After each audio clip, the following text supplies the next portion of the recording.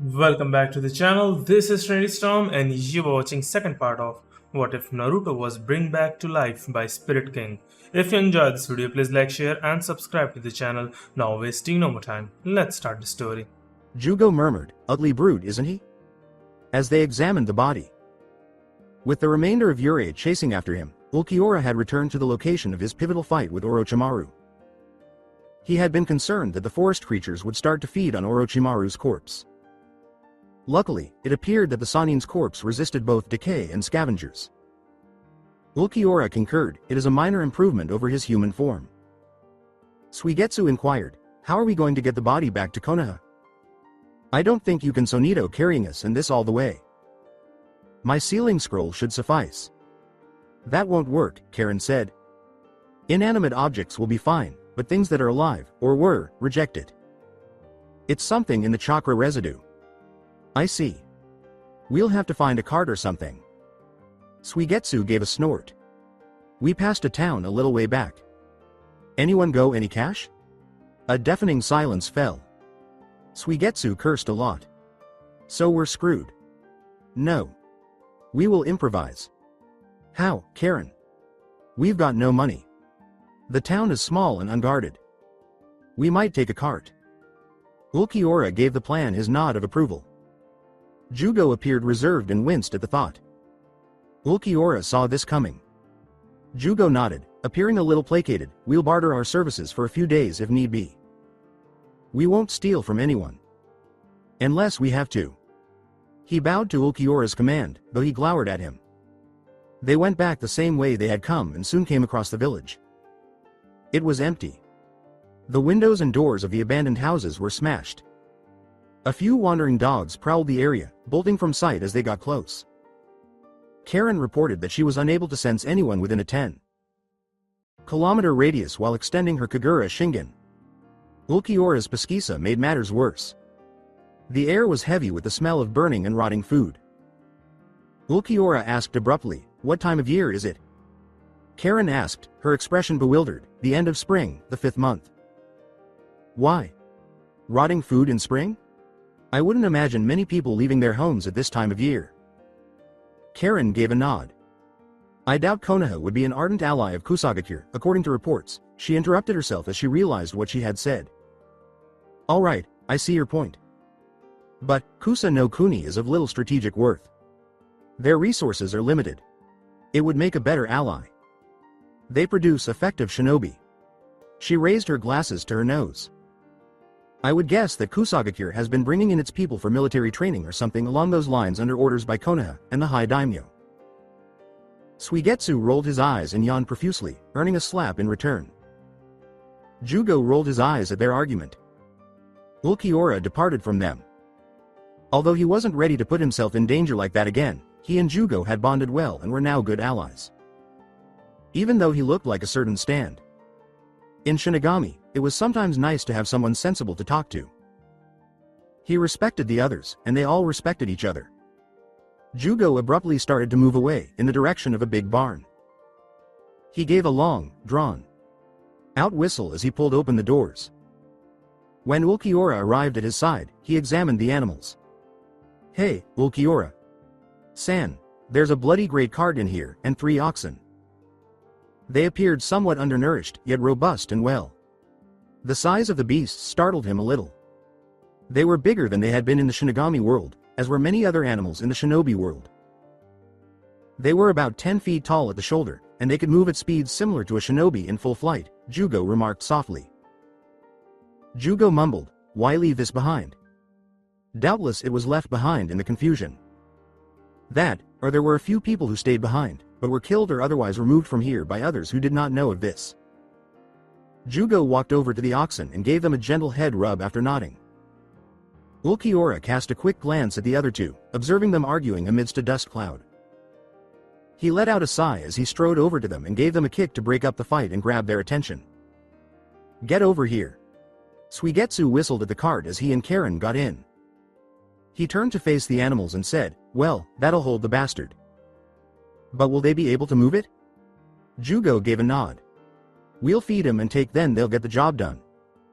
They thus spent a few days tending to the oxen and observing their strength increase. Ulquiorra admired Jugo's natural empathy and aptitude with the animals in silence. Ulquiorra sparred with the two fighters while they waited. Together, Suigetsu and Jugo were able to land a few blows, but Ulquiorra simply waved them off and defeated them without drawing his sword. After the matches, Karen had her work cut out for her. The beasts were at last prepared and capable. They returned to Orochimaru's corpse after the cart trundled through the forest.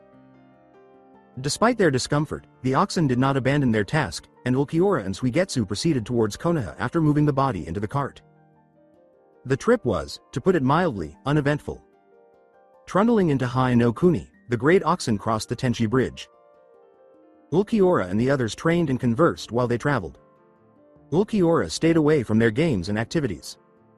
The oxen moved quickly, requiring very little sleep and very little rest. Fortunately, there was enough space in the cart to sleep without having to pass close to Orochimaru's corpse. Ulquiorra flinched at the thought of having to sleep next to the corpse. They saw towns along the way that were far bigger than Ulquiorra had remembered. Both ninja and soldiers from the kingdom kept watch outside. The cart received minimal attention, and those who did so without any issues. Ulquiorra realized that he would have to reach farther than Konoha on his own. At last, while he sat within the cart, mucking around with one of the severed heads of Orochimaru that he had taken from the battleground, Karen yelled, "Ulquiorra! San, we're here. Right here. Konohagakure. House." He pivoted and unlatched the cart's front flap. His gaze grew wide. He hadn't realized Konoha was so big when the Spirit King had shown it to him through his enchanted mirror. He saw it now. It had been the size of a medium-sized city with perhaps 100,000 inhabitants when he had been alive. It had grown by more than 3 times now. The village had expanded several miles beyond its previous boundaries, dividing the city's center from the outside world with a new set of walls while the old ones remained intact. "Holy shit," Jugo muttered. "That's huge. I know they've been expanding, but this is beyond ridiculous." Silently nodding, Ulquiorra left the other two, who appeared too shocked to respond. However, they soon resumed their arguments. Jugo started to murmur about killing as they got closer to the throng. Upon approaching, they noticed a welcoming committee. Ulquiorra growled, "Silence," at the others. The others turned to face him. "You will remain in here till I tell you otherwise. Understood? Good." They stopped a short distance away from the group, and as soon as Yurei was positioned, Ulquiorra bounded out. He scanned the throng. All of the clan leaders and important Konoha figures were present. Might Guy, his face even more scarred. Kurenai, her abdomen protruding. Asuma smoked, his eyes heavy. Hitaki. The leaders of the clans. An elderly man with bandaged body and only one eye. Tsunade as well. She wore her previous outfit in addition to the Hokage robe and a slim gold tiara with rubies set into it that resembled flames. Her chest was adorned with an opal inlaid silver necklace. Overall, she didn't look too similar to what he had remembered. But the bitch could wait. The man next to her appeared strong and therefore unsettling with his icy gaze and somber demeanor. "Remain here. Prepare the showing of the corpse." Ulquiorra raised his gaze to the Konoha. Nin, and saw the old man blink in astonishment as he disappeared. The man began as a chilly voice spoke next to him. "I trust that I have not interrupted anything?" Spinning around, they all saw Ulquiorra standing next to them. He had Orochimaru's head in his hands, which were hidden by the cloak. Tsunade took a step forward. "Welcome, Ulquiorra, to Konohagakure. I trust you are well?"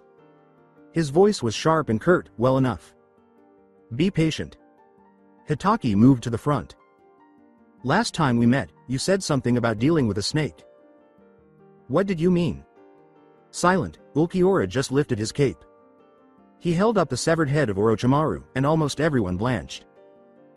The man appeared to be laughing triumphantly, his expression immobile in bliss. He held it out to Tsunade. "I believe you can verify it is him, Hokage Sama." He observed the elderly man closely and thought, patience. Nevertheless, he was presumably the only one carrying that out.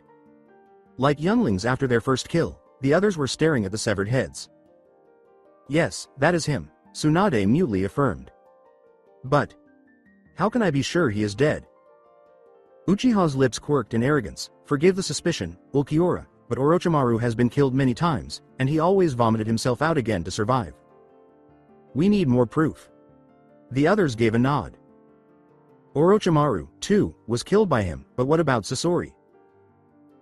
Ulquiorra's mouth twitched a little, startling them. I see. Well, I am glad you say so. Or else we would have hauled this all the way here for nothing, he said, gesturing to the others as the cart rolled forward once more. And what is it? Inquired the elderly man. To be honest, the elderly man piqued his curiosity the most. Ulquiorra remained silent. The others quickly stepped back and opened the back of the cart as the cart spun around. When the corpse was revealed, the Konoha Nin all stepped back in shock, and some of them started to perspire. The old man stared at the corpse in quiet wonder. He took a step forward, nudging the mass with his foot. Tsunade remarked, well, so this is how he survived so long. Ulquiorra gave a nod.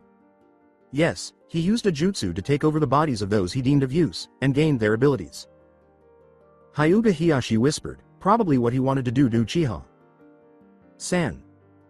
That made Sasuke look uncomfortable. The elderly ninja turned to face Orochimaru. How did he die?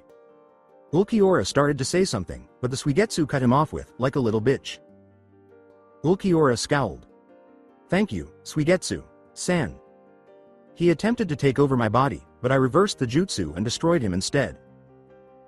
My willpower was able to allow me to battle him in the conversion attempt, and eventually I was able to overpower Orochimaru's conscience.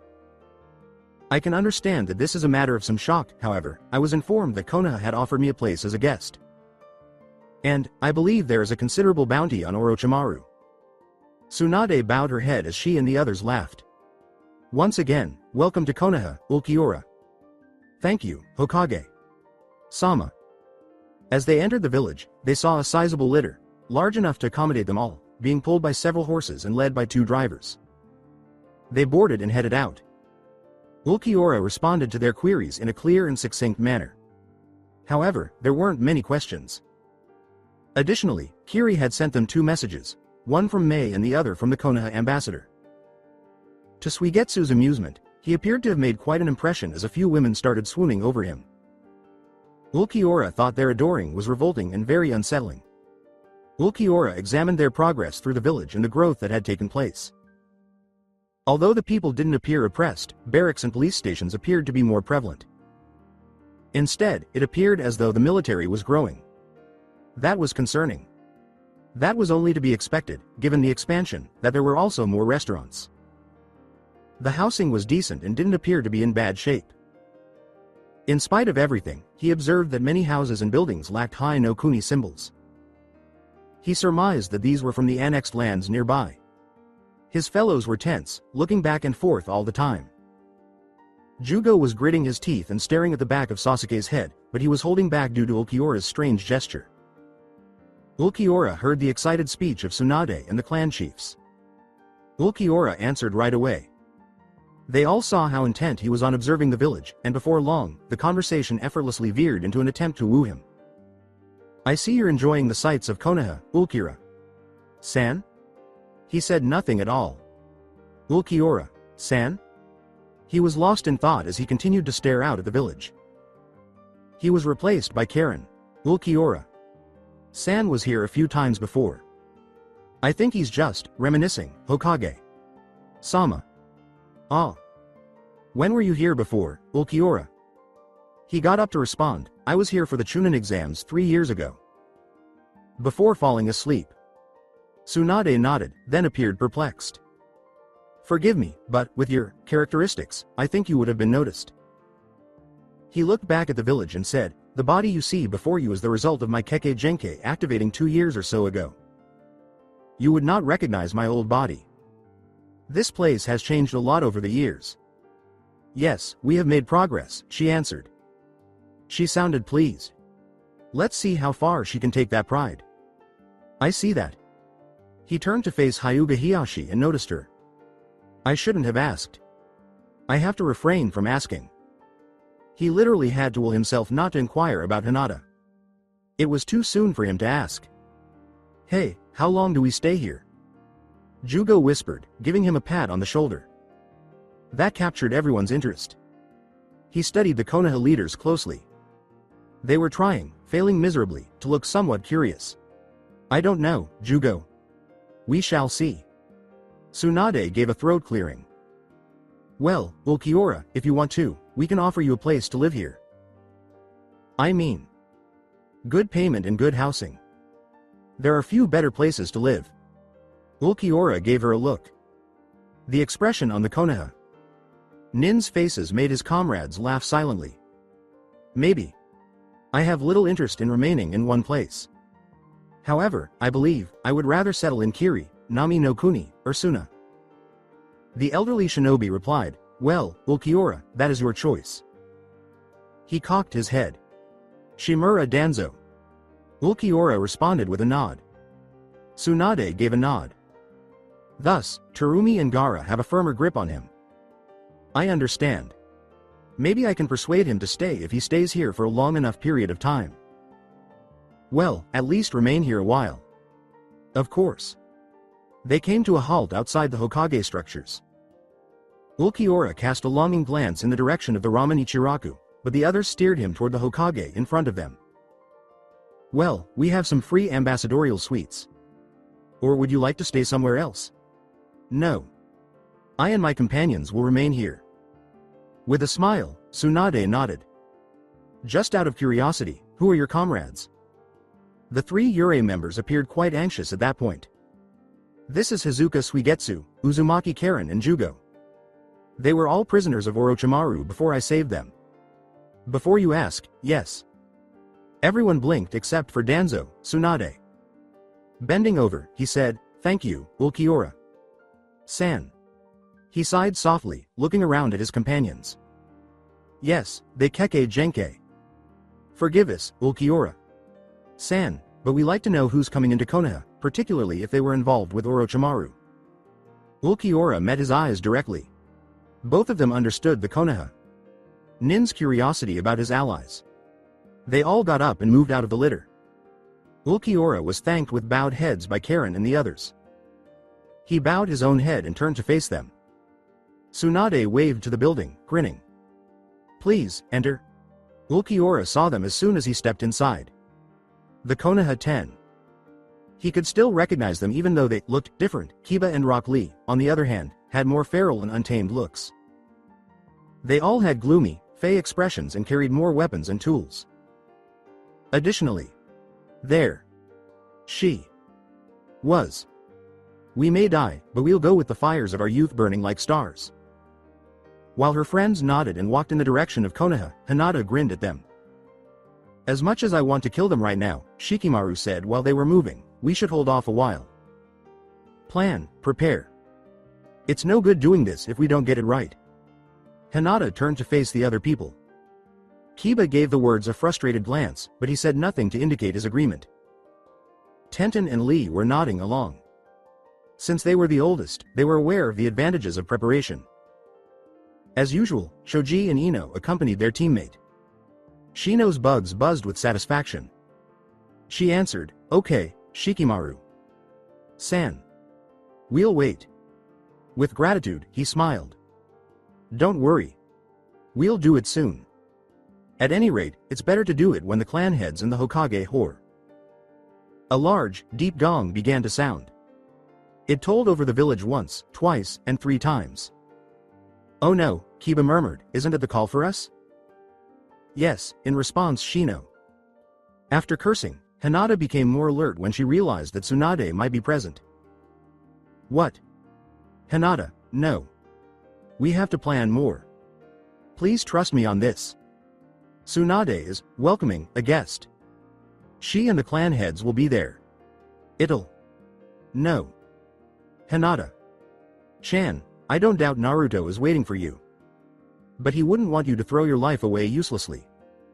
Hinata's eyes moistened again as Tenten's words reverberated inside her skull. Okay. I'll wait. I swear on Naruto. Kun's grave. They returned quickly to the Hokage residence, where they waited in the spacious atrium. They were positioned amidst the massive statues and artwork that portrayed the splendor of Konoha and its shinobi. The room was filled with different plants and had a small pool with goldfish and a small garden around it. There, Shizune was in wait. Her back was bent from exhaustion, and her face was worried with concern. Though fear and loyalty kept Shizune here, Hinata and the others knew that she hated what had happened to her once. Loved mentor. Hello, dear Hinata. Chan, she greeted. He grinned slowly, without effort. She said, hello, Shizune. San, and joined the others in bowing. The question was dumb. No doubt you're wondering why you are here. Well, you know Cifer Ulquiorra? He was well known to all.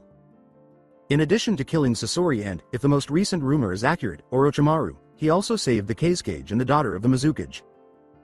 Hinata, for her part, was not so sure. Orochimaru possessed immense power. Nothing less than a Jinchuruki would be able to stop him. The others muttered in interest, but Hinata was now more concerned. Well, he's just arrived. Tsunade. Sama is bringing him here, right now. It will be more difficult to exact revenge on Naruto. Kun if Tsunade. Teme turns him into an ally and he is capable of all that. Tsunade. Sama wants you here to greet him because of your skills and high ranks in the village. She wants to give the best possible impression about Konoha. The building's doors opened again, and Hinata looked up as the others murmured something about Ulquiorra. Tsunade was at the front of the group, talking animatedly but wearing a gloomy, droll expression to a stranger. Her heart gave out. His hair was as black as the darkest night. His skin was as pure as snow. Greener in the eyes than emerald and jade combined. He had black hair and a black upper lip. Clad from head to toe like a Suna warrior, he had a cloak of kiri draped around his shoulders and a magnificent blade sheathed at his hip. Their gazes locked and he looked up at her. Lavender and emerald embraced and touched. Fireworks, like sparks, danced in the wind like smoke.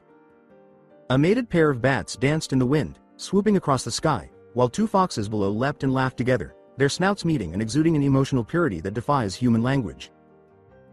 The stoic warrior was overcome with emotion at the lovely maiden's beauty as he stared into her eyes. The bashful and unconfident maid was moved to tears as she stared into the dark, lifeless statue's eyes. A quick fingertip touch. A touch as gentle as silk. A breath in the ear, a whisper. The smell of his hair. The texture of her hands. His body's warmth pressed against her, shielding her. His possessive need to love her, his desperate pride, and his hidden weakness. A silent adoration. Revealing his humiliating secret. His worries about losing her. His fear by itself. The bat's wings folded around her, encircling her closely as its tail wrapped around her bare waist. The tiny heron's wings timidly touched his body as he held her tight and safe in his embrace. His hands on her skin and how they felt. The urge to convince himself that this was all genuine. He enters her and they exchange passionate whispers. As they completed their mating, they exuded adoration and pleasure. Even as he became hers, he marked her as his. To embrace one another forever. True love is impervious to death. It just pushes it back a little. The connection ended when Hinata blinked. She thought she had been struck by lightning for a heartbeat. The gaze struck like steel because it was so keen and piercing. And yet, it was gentle and soft despite the icy and grim appearance. It stood in stark contrast to the expression on his face and the posture he adopted. Although he appeared to be 2 years her senior, his face had the features of a man who had lived for many years. Overall, he was a handsome and sullen man. Ulquiorra had to swallow his will completely to keep from jumping straight at her. He felt a fresh fire ignite within him as soon as he laid eyes on her. Still, the sight unsettled him. Her expression changed, her eyes became colder, and she had a strange expression on her brow. Several scrolls, a tanto, and several kunai holsters were attached to her clothing. He realized with a twinge that one of them was his old one. Her face appeared pinched because her hair was pulled back into a long ponytail. There she is, murmured Naruto. He walked over to her and gently touched her hand, tears streaming down his face. The fingers of memory slid right through her palm, and his tears doubled as he disappeared. As soon as Karen saw the Hyuga girl, she began. The girl in front of Ulquiorra and her description differed in a few key ways. This shy young thing was radiating instability instead of her long hair flowing freely, like waters of darkest lavender. She could sense the mental and emotional states of people around her thanks to her Kagura Shingen and sensor abilities. Hinata felt hate, despair, love, and pain in her situation. Hinata's was eclipsed only by Ulquiorra's darkness of soul. She gently nudged Suigetsu in the ribs to draw his attention. She nodded slightly to Hinata and stopped him before he could say anything more with a quick blow to the lower abdomen. Suigetsu noticed her and continued to wince. With a whisper, he said, "That's her?" From the corner of his mouth. Yes. It was astonishing that no one had noticed the extended look between the two. Not quite what he said, right? No. Not what I had imagined. Jugo hissed, "Silence. Now is not the time to reveal the past." Karen and Suigetsu submitted to the wisdom of the large man and watched as the Hokage introduced the various Konoha officials and dignitaries before introducing the shinobi commanders. She continued, pointing to Ulquiorra's previous allies, "And here are our best squads, teams 8, 10, and Guy." Ulquiorra bowed his head in their direction. "I am Cifer Ulquiorra. I have heard of your prowess. It is interesting to meet you." Like most of the others, Karen saw Rock Lee's expression shift from mild indifference to confusion. "It is a pleasure to meet you, Cifer. San." That seemed to leave an impression. "No honorifics, Lee, San. I am Ulquiorra." As Ulquiorra had instructed, Karen, Jugo, and Suigetsu peered around them, carefully identifying and evaluating the escape routes and tactics. Karen noticed, though, that Suigetsu seemed more interested in Tenten than she did in him. Karen was at a loss as to why. Tsunade attempted to move Ulquiorra away by putting a hand on his shoulder and saying, "Well," but he stayed where he was, staring at the group in front of him as if counting them. He barely said a word when Karen noticed what was bothering him. "I was under the impression that shinobi worked in groups of 3. I do not see a 9th member here." Karen noticed a hint of resentment from Hinata and the other individuals. Tsunade clumsily cleared her throat. She led him gently away, saying, "Hyuga Neji is away now. He is in the middle of a delicate operation for Konoha. Come this way." Karen trailed behind the others, folding her arms. Suigetsu was staring at Tenten with his hands in his pockets. She forced herself not to stab him. Getting it on was not the most important thing they had to worry about. She tensed as Sasuke put his hand on her shoulder and she could feel him getting closer. Her enmity increased as she saw Hinata's gaze locked on Sasuke. "Uzumaki Karen, eh?" She was on the verge of ripping off his hand and beating him with it, but she forced herself to stop. Ulquiorra would, for starters, strip her of her skin and hang her with it for taking his retribution. Twice a day, he had made threats like that. Not the peeling, but rather a slow, horrifying death. He was conversing with her while her thoughts were meandering. Concentrate. Pay attention. Note. Switch back. The hand lightly, subtly pinched her shoulder blade and slid down it slightly so that it rested on her back. "It is a pleasure to meet you." Bile was rising in her, and she quickly signaled Ulquiorra. Still, the chakra pulse was not missed. Everyone looked at them, almost, but Sasuke had managed to shift his hand to a safer spot on her shoulder. Although Ulquiorra diffused the situation by casting an enraged and disgusting glance at Sasuke, it was evident to even a blind man that Jugo and, shockingly, Suigetsu intended to kill Sasuke. Forgive Karen's actions, but as a prisoner of Orochimaru she has developed a fear of contact. Sasuke bowed and apologized very formally, but she didn't think it was sincere. She cautiously accepted Ulquiorra's gentle hand, playing the part of her role. She witnessed Hinata give Sasuke another fierce glare. Here, an odd thing was occurring. Her animosity was known, understood, and expected, but why should it intensify to that degree simply because he was? A thought struck her, a terrible, terrible hypothesis. She started to say something, but then she stopped when she realized who was around. Ulquiorra had to hear from her, and soon. The Hogake's desk was now more elaborate, almost regal, and the office had been somewhat enlarged. The polished mahogany material had the image of fire in each corner, and the corners were turned up. The walls were adorned with numerous filing cabinets and bookcases filled with books, folders, and scrolls. Among its relatives, one filing cabinet is harmless. However, Kagura Shingen saw that it had numerous chakra shields on it. Clutching herself near the others, Karen saw multiple folders on the desk. Everyone had a thick lock. The Hogake was obviously paranoid about potential threats to its safety. She jotted down each one's size, then revised it after taking a closer look at the office. It is likely that Ulquiorra noticed the folders and quickly recalled them. Now the office was crowded with about a dozen large chairs. Everyone was cozy even though none were elaborate. Ulquiorra was seated in one, with his allies encircling him. The Konoha 10 stood around, and the clan heads took their places on the other chairs, surrounded by their kin. Sakura and Kakashi were standing behind Sasuke. All three of them continued to stare at Suigetsu and his sword. After everyone had taken a seat, Tsunade motioned for Shizune to come forward from behind her desk. Tsunade took a small dark briefcase that Shizune was holding in her arms and opened it. She held it out to Ulquiorra. It was completely stuffed with Ryo. Bundled notes, one on top of the other. The official reward for Orochimaru's capture was 6.5 million Ryo. Dead, she said. 8 million. Shit, Suigetsu muttered. For once, Karen found herself inclined to concur with him.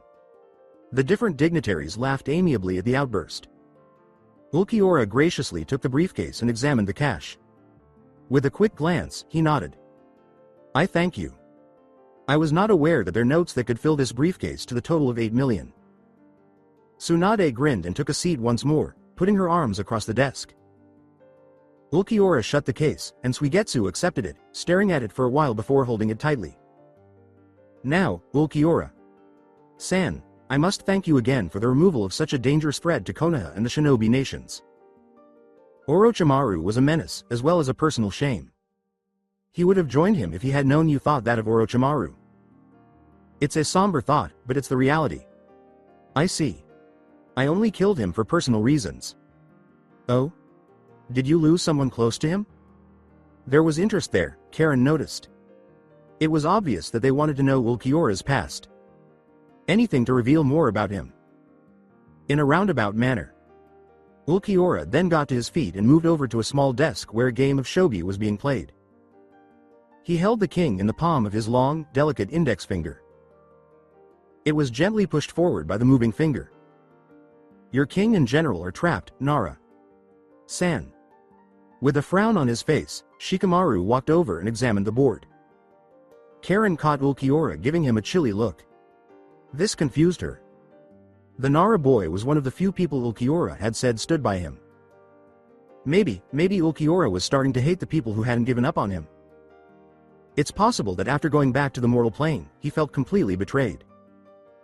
To witness everything he had battled and fought for being destroyed and demonized while his friends continued to live and fight for the old ways. Nice move. Who taught you? No. One of any importance. Karen saw that Jugo was staring at Sasuke and Lee strangely. Suigetsu also observed it. As if to restrain Jugo, he placed a hand on his shoulder. The others, with keen eyes, silently noted this. But now Ulquiorra spoke once more. The tension dissipated as he continued, I thank you for your reward and your offer of shelter. I believe I will take you up on it. Partially. The final sentence should have sounded wistful. I may just buy a house here. I will be traveling around High no Kuni for some considerable time. It would be nice to have a home. We haggled for the next few minutes. Ulquiorra desired a little home hidden from prying eyes in the shade of the forest. Tsunade and the leaders of Konoha desired that he reside in the village, in a lavish and splendid mansion. Karen pointed out that Suigetsu and Jugo were not helping. Jugo desired the house under the eaves, while Suigetsu preferred the house in the center of town. Karen just stood there, watching with growing amusement as they argued. It goes without saying that, after a good while, everyone was laughing at it, obviously except for one living dead person. Ulquiorra gave Karen a silent glare, signaling the end of the conversation. Karen smirked and observed that Ulquiorra's interest in the method had apparently diminished. Finally, she grinned. Well, Ulquiorra-san, why not take both? You have the money. Ulquiorra glared at her, making the phrase, looking daggers, mean something else. Tsunade gave a friendly nod, and Ulquiorra eventually yielded. This was noted by Karen. Despite his extreme independence, it appeared that he did need some kind of basic instructions or direction. His centuries or millennia of existence in Hueco Mundo and his service to Aizen were most likely the cause of it. His opinion was worthless when it came to minor issues like home and hearth. He needed an order. Karen realized that eventually, this would jeopardize their mission. Since Ulquiorra was the best among them, he required total authority. Karen made the decision to get rid of him as quickly as possible. Though Rock Lee mentioned it was a kendo dojo that had closed after the sensei lost a small fortune in a rather foolish gamble, the house in the village was a small building, a bungalow of sorts. Inside Ulquiorra, the place reverberated with pleasure, or so Karen believed. Suigetsu exclaimed, "This place is brilliant," while prancing around the interior of the former dojo. Although Ulquiorra remained silent, there appeared to be a feeling of agreement. Ulquiorra's stoic silence appeared to be taken as gratitude by the assembled Konoha elite. He muttered, "It's not Las Noches. But it is palatable. I thank you." Tsunade grinned. "I am glad you like it." Ulquiorra noticed Jugo chewing on his fingernails, which Karen brought to his attention. With a nod, he faced the gathered group. "Forgive this, but Jugo suffers from frequent bouts of rage," aside. "Effect of his Kekkei Genkai. It would be better for your safety if you leave." Tsunade scowled, curiosity glimmering in her eyes. "Ulquiorra, I am a medic." "Nin. Perhaps I could help." "I doubt that. Blood. Gonna eat at your face." "Excuse me." Ulquiorra pivoted and struck Jugo in the face, causing him to fall to the ground. Danzo's eyebrow shot upward. "I see why Orochimaru and Sasori died. They did not die from slaps. They died from a sword." HNN. Jugo, foaming at the mouth, struggled to stand. When Ulquiorra kicked him in the face, Jugo collapsed once more and moaned his way to unconsciousness. "Karen, put him in his room." "Suigetsu, put him in his room." "Bite me, bitch." "Do it, freak." "Screw you, cunt."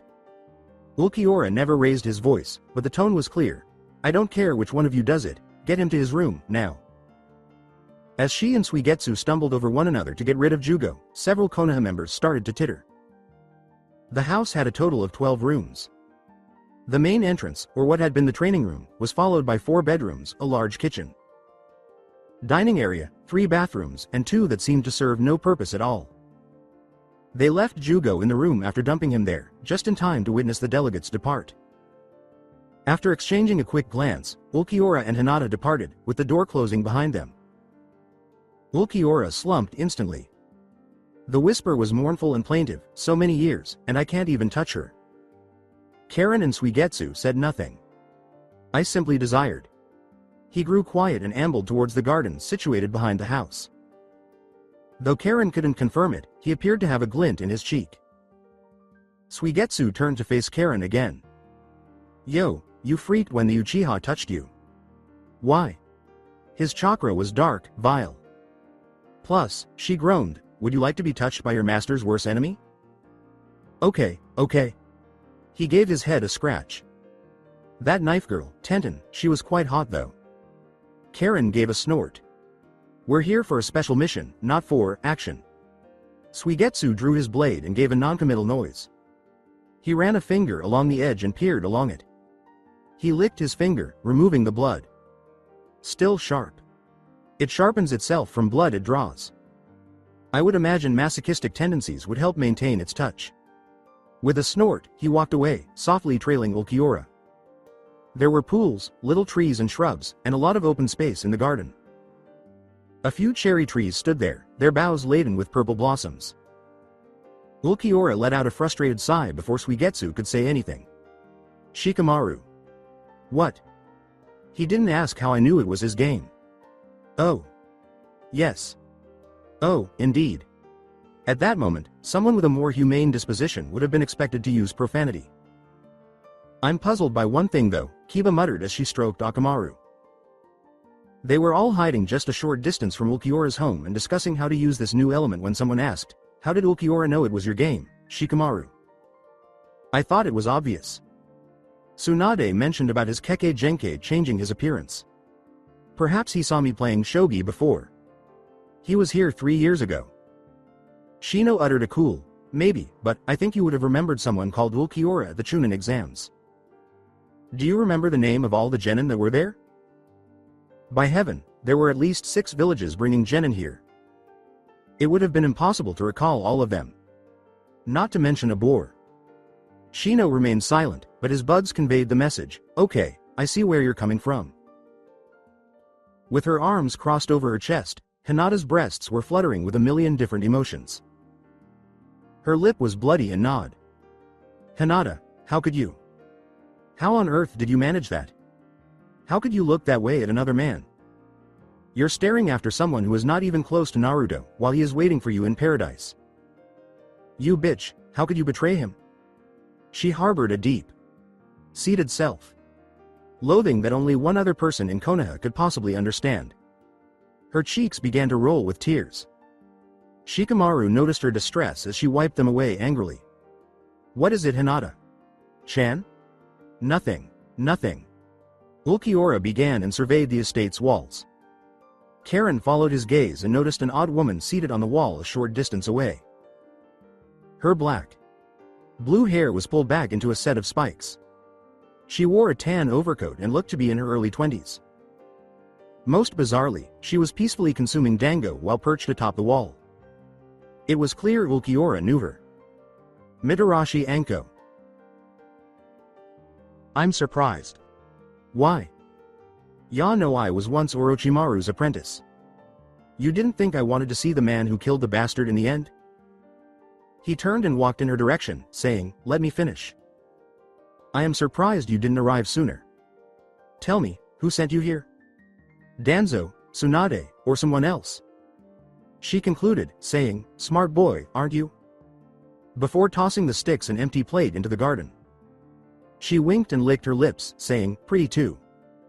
Blinking, Suigetsu slithered off awkwardly. Just my type. Well, you are not mine, Mitarashi. Who sent you? With a sigh, she closed her eyes as though in agony. Melodramatically, she slapped a hand over her eyes. Oh, how you wound me with your words. I'll wound you with something more than my words, if you do not answer my question. Aggressive too. I like that. Ulquiorra's Ryatsu intensified, and Anko winked, seemingly indifferent to the exerted force. Please answer the question. Polite. I grow tired of this. She leapt down and walked over to him, showcasing her hips, saying, sorry. She pointed to the 2 figures in the trees outside the walls and said, well, no one really sent me. I just wanted to see what you were like. I owe ya a big one for killing that fucker, so don't forget that. A rustling sound was heard, and 2 figures were seen jumping into the garden. Kamizuki and Higane approached them, looking a little uneasy. Ulquiorra glared at them and asked, who? In a chilly manner.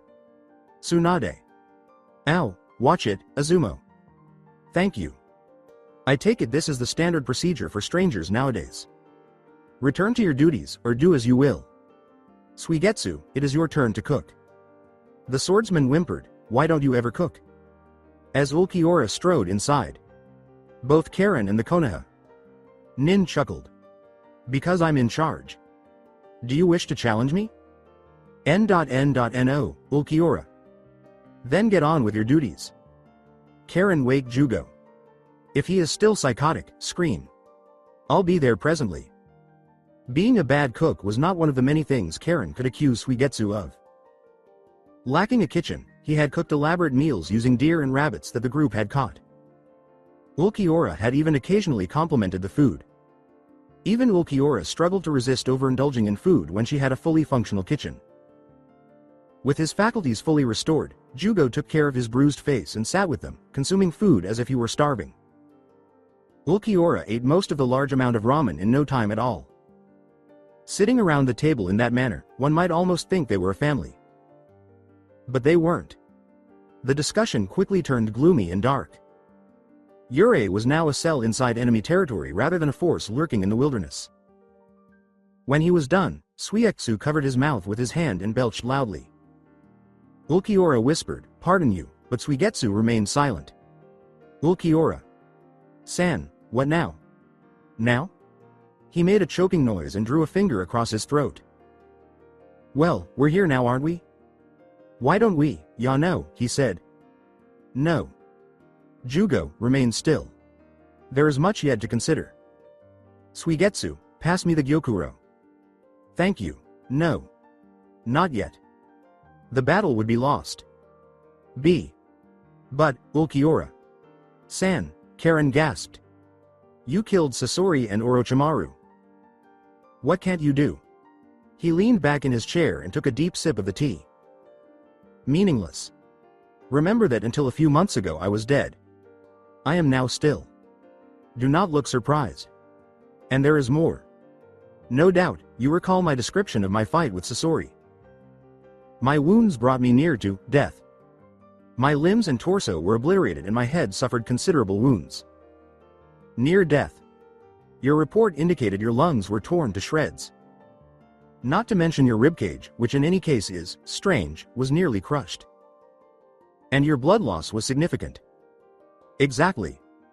It twigged after the three of them scowled and exchanged a quick look. The nearer one gets to death. Suigetsu muttered in amazement. The more powerful I am. Yes. My power is bound up within death. Ryotsu is the power of the soul, unleashed. Suigetsu scowled. But, you're alive? His voice was uncertain. My current body is my soul solidified. Obviously Ryo. Sama was preparing for the worst. Then again, he would do so. You see, my own body is of Ryotsu. My power is of it. Allow me to explain. My body in of itself is linked to the spiritual realm. The closer I come to death, the more in tune with death I am, the more powerful I become. My body sheds its hold on the physical realm and... Jugo commanded, stop. He let out a sigh. Look, you're going in circles. Exactly, Jugo. That is the point. My body is linked to the beyond in any case. The stronger the link becomes, the closer I am to death, and the more Ryotsu I gain. Then, from this bonus, my body heals more. In my base form I can regenerate all wounds except those to the major organs, with the base exception. Huh? He means that he can recover from lung cancer or something like that, or kidney failure, but not having a liver removed. Oh. Thank you, Karen. The major point is this.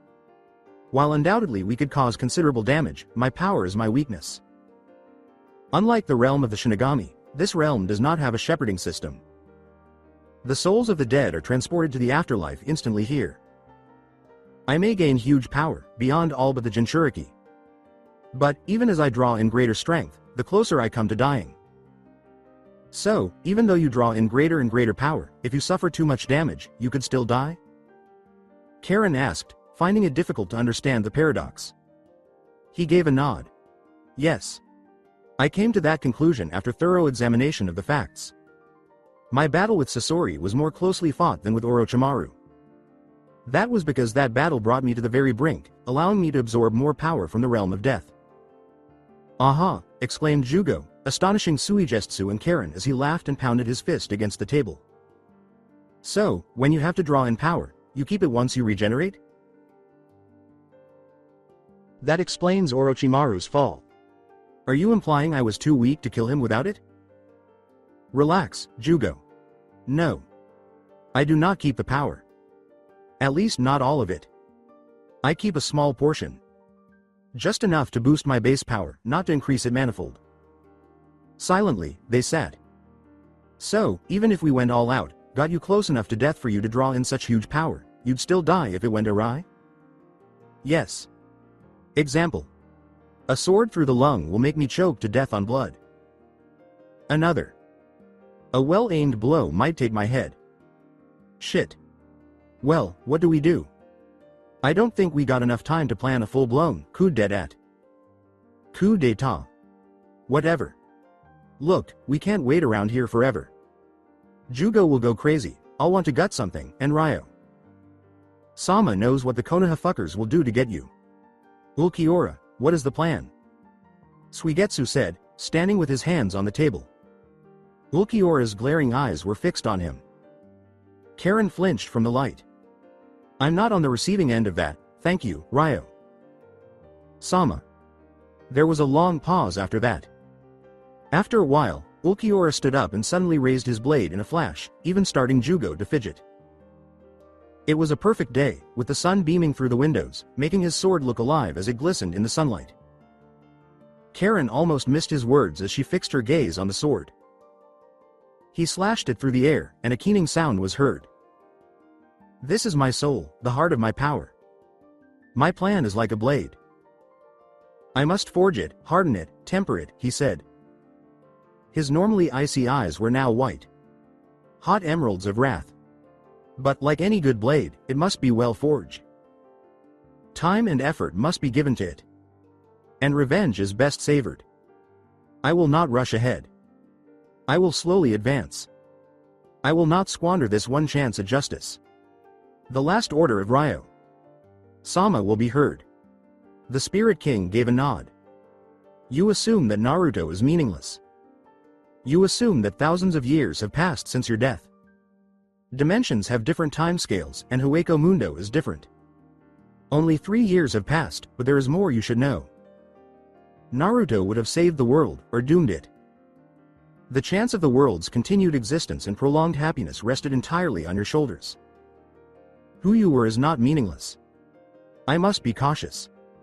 Acting impetuously might lead to the destruction of our world. Our global community. It had finally materialized, then. It was Ulquiorra. Karen grinned, and as he spoke again, her smile turned into a menacing gleam. We will plan and wait. We will wait until I say. Then, we shall burn Konoha to ashes and scatter it to the wind. Yeesh, Suigetsu muttered.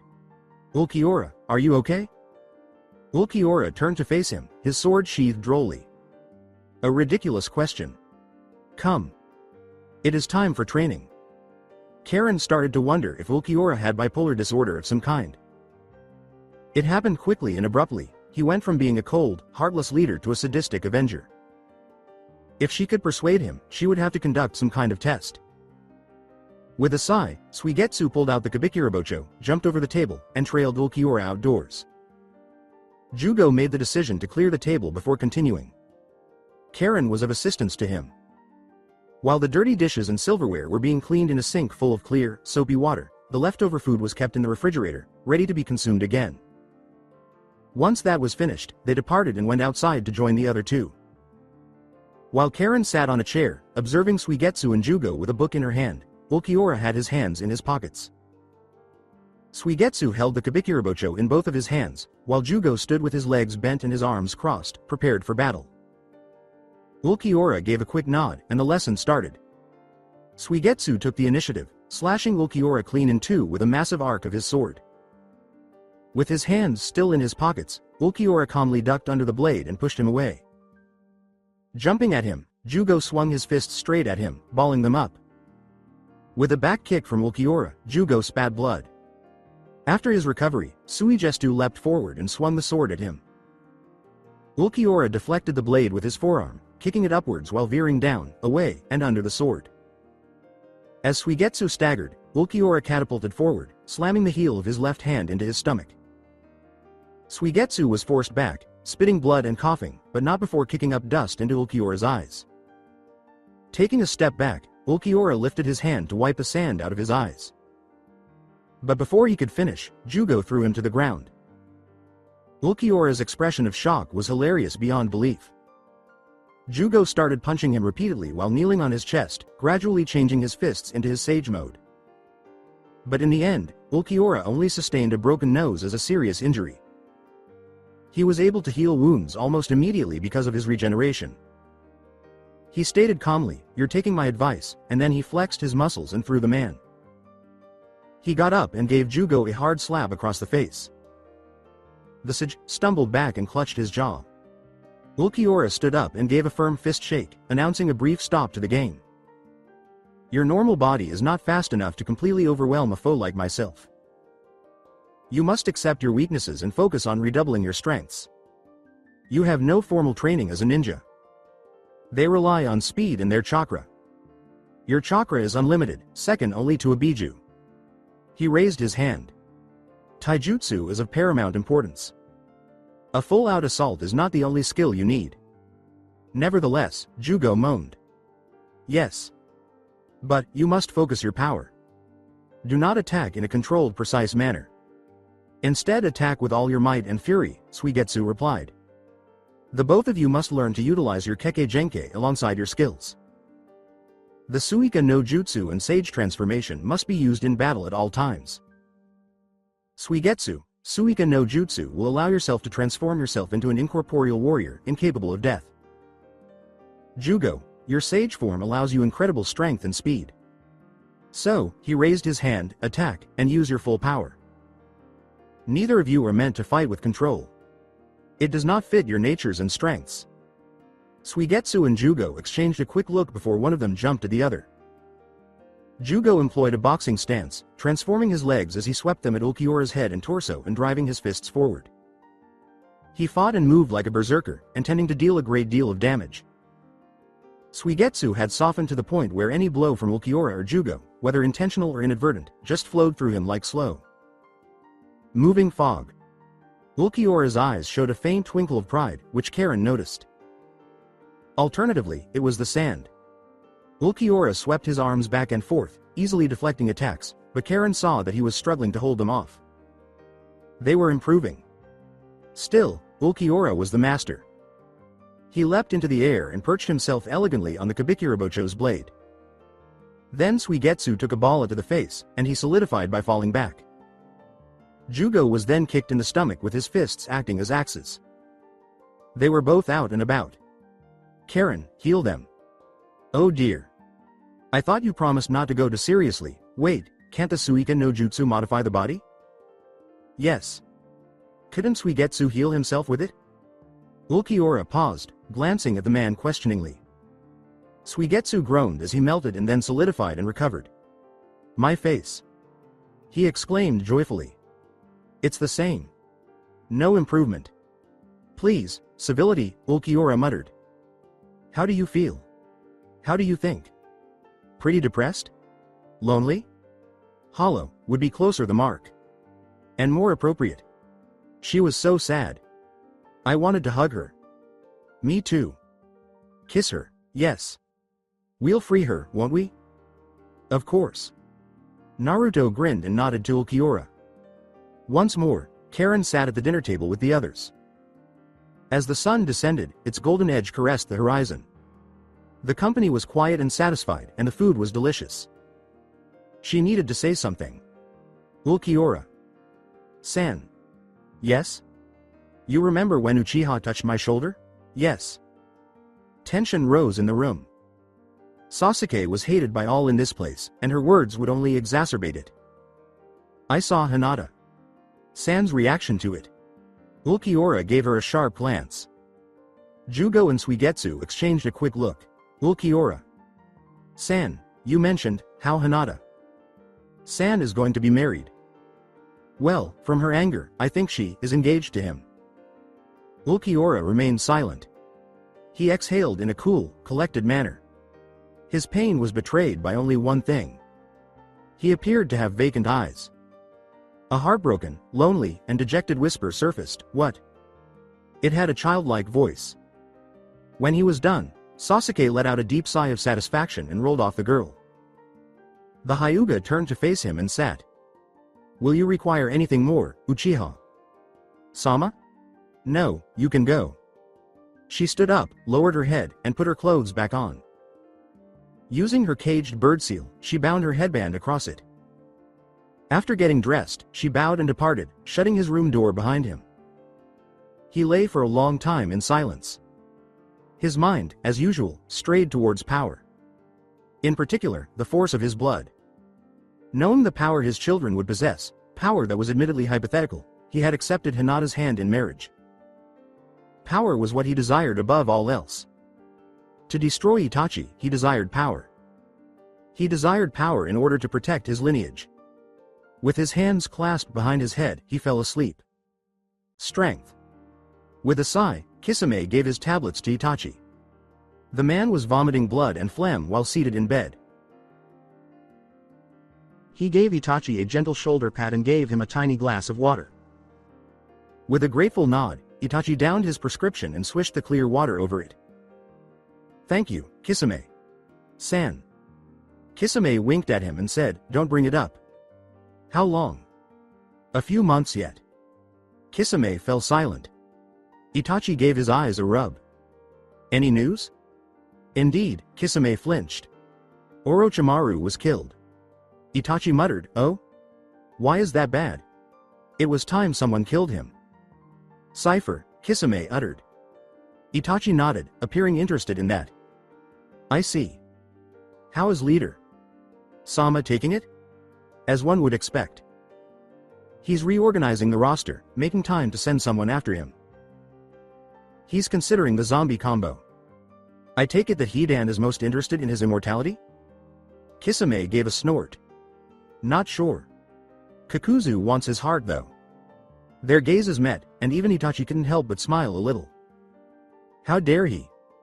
Jugo, hold him down." "Trying, Karen. Trying." "Suigetsu. On it. Get off me, Baka. How dare they keep her from me?" Ulquiorra, the psychotic, was terrifying beyond belief. His eyes were burning, even though he wasn't frothing at the mouth. Fury tinged his voice. There was a tiny tear in his eye. With Hinata in her room. Her face was in hand as she gently stroked Hanabi's hair. Hanabi. Hinata's father had switched his attention to her since she had grown stronger and more focused. He saw it as balancing the two of them. Thus, Hanabi was now worthy of his disapproval. Hanabi muttered, "Why does he hate me?" The smallest, most self-centered aspect of Hinata's psyche wanted to remind her of the person who had disappointed her for so long. For now, all she could do was whisper. "He doesn't hate you. He loves you. It's just now. We're equal in his eyes. There can't be two heirs. Why do you hate him?" She got going. How is she aware of this? Hinata is a bright young lady. Perhaps, but she's crying. Hinata embraced Hanabi tightly. She kissed her sister's cheek, and their tears mixed together. I don't want to marry Uchiha." Hanabi gave a nod. She whispered, "If you want to run away, Hinata, can I come with you?" Stunned, Hinata could only nod, worrying about her sister's fate following her retaliation. How dare they? Those filth dare decide, they dare. Suigetsu cut Ulquiorra off. He rammed his fist into Ulquiorra's throat and said, "I'm sorry, Ulquiorra-san. It's true that not many people were able to liquefy themselves or were hailed as the second coming of the demon, but still, nobody else would have broken their hand." Ulquiorra was rendered virtually stunned by his blow. Jugo saw an opening and seized it, carrying him to his room and laying him on his bed. With her hands flying into a strange yet familiar seal, Karen stood over him. She whispered, "Gogyo Fuin," as she pressed her hand against his chest, just missing the hollow hole. He trembled and realized he was immobile. "I apologize, Ulquiorra-san," she uttered regretfully. "But, you were right. We can't act so soon." Ulquiorra paid her no mind. Even though he knew he wouldn't be able to move, he attempted to get up. He needed to see her, and soon. Suigetsu pushed him back down with gentleness. "As much as I hate to admit it, Karen is right. Don't give me that look. You said yourself. We have to get stronger and plan more." Meanwhile, she gets closer and closer to marrying that trash. I refuse to allow it. Jugo cleared his throat. Ulquiorra-san, I think we would know when she's marrying him. Two clan heirs marrying is not an ordinary event. I think we'd notice the preparations. There'll be no preparations. I'm going to consume him. I will never let him touch her. Neither will we, Karen answered. Ulquiorra ceased speaking. He looked up at the ceiling. With a single sparkle against his snow white hide, the tear slowly made its way down his cheek. The others exchanged nervous glances and said, "Leave me be a while." They then walked out and shut the door behind them.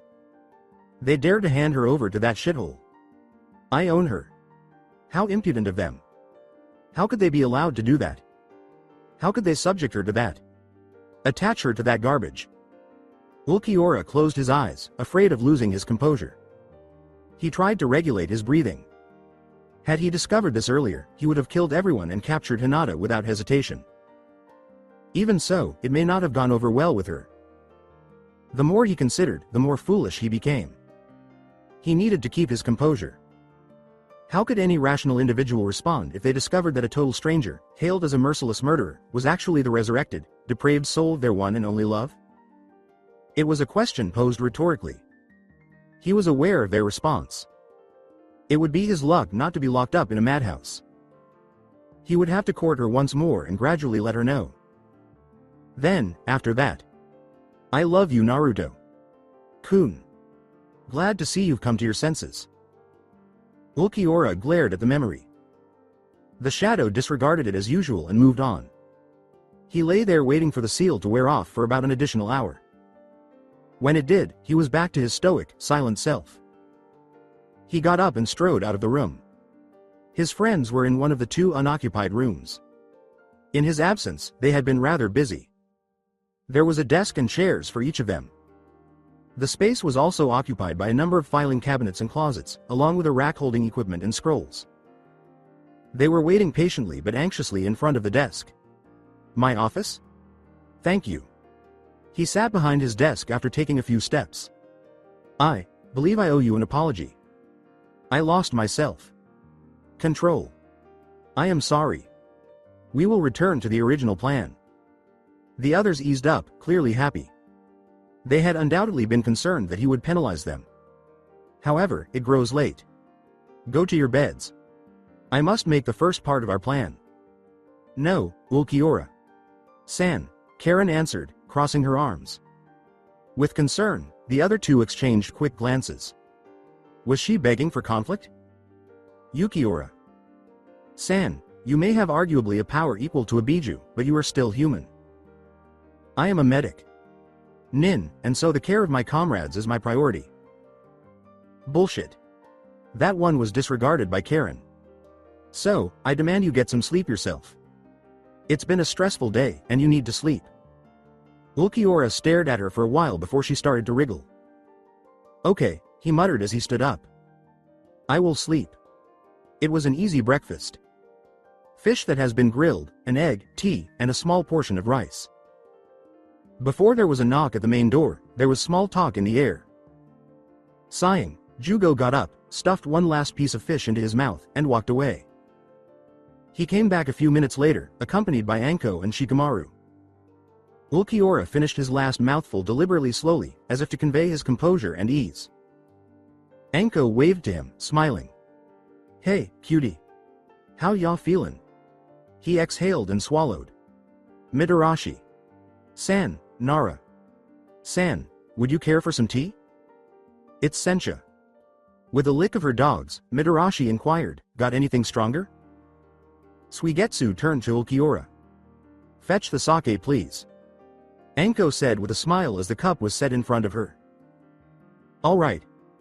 In one draft, she drained it. As Ulquiorra poured herself another, her eyebrows slightly inclined. She sat down and started helping herself to some food, to which Shikamaru rolled his eyes. How much of a drag, he murmured. Nevertheless, he took a seat, filled a cup with sencha, and sipped it. Ulquiorra kept a close eye on them. Anko gobbled up a good portion in no time, and Suigetsu had to fry up a bit more. Ulquiorra eventually asked them why they were there after she had completed her repast. Well, Anko bellowed loudly, interrupting Shikamaru. Ulquiorra glared at her, but it made no difference. But then, it hadn't done so before. Well, Tsunade. Sama thought you might want a guide around Konoha. We can show you the sights. Which, Anko retorted, are very obvious. Show you the stores. There are signs and maps everywhere. The restaurants and inns. He can follow his nose. And we can get you some more clothes and belongings. My clothes are fine.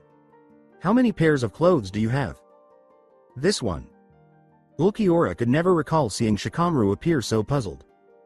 Shikamaru said, Don't you think you need some more clothes?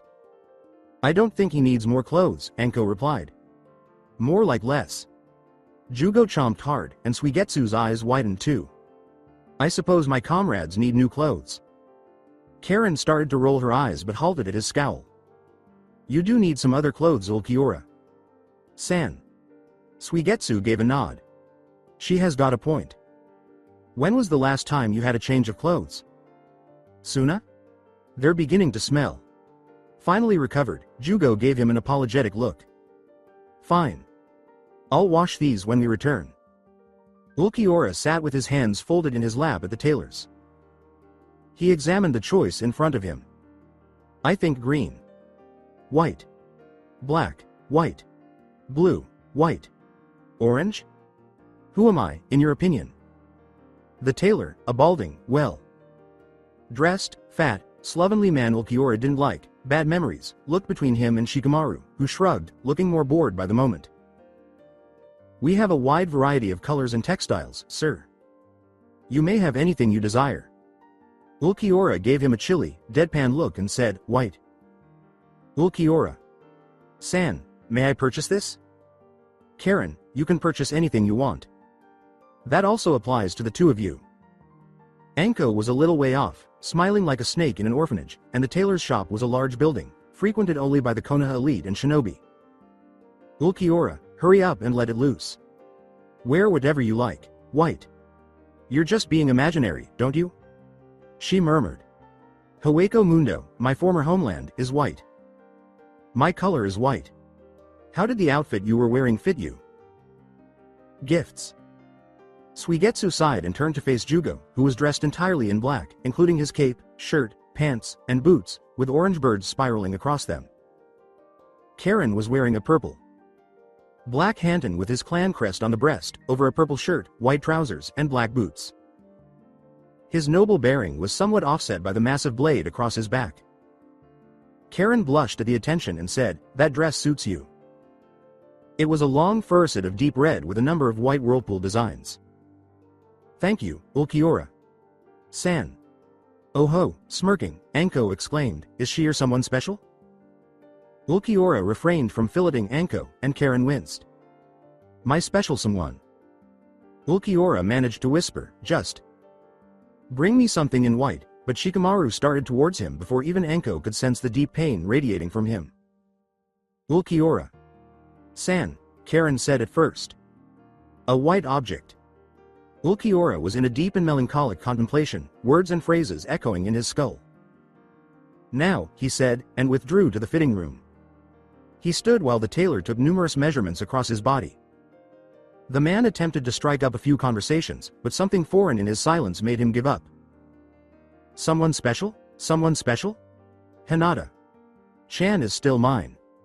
And I am hers. Karen is a good friend and nothing more. He quickly crushed that thought, saying, is it true? Could what I have felt for so long be fading? Is Karen no more fair then? No. The word, friend, which had already killed him twice in his life, made his breath catch. It was quickly turning into his least favorite word in any language. Friendship returned into conversations with the Ona. Were they his friends? That, to him, was just another way of saying betrayer. One could only depend on their own strength, sword-arm prowess, and ability to move quickly enough to cut through an opponent. Ulquiorra. Sama, Hizuka. Sama is waiting to speak, the tailor said, clearing his throat. Ulquiorra turned to face Suigetsu, who had a raised eyebrow at him and was clearly aware of his ally's presence. He waved at the hundreds of patterns and dozens of fabrics, saying, Ya know, that crazy snake slut has a point. You could be wearing something more befitting of an espada. Former espada. Even so, you were ranked 4th. That puts you as Hueco Mundo's 5th strongest person, I guess? Before the release. Yes, that's right. I overlooked that.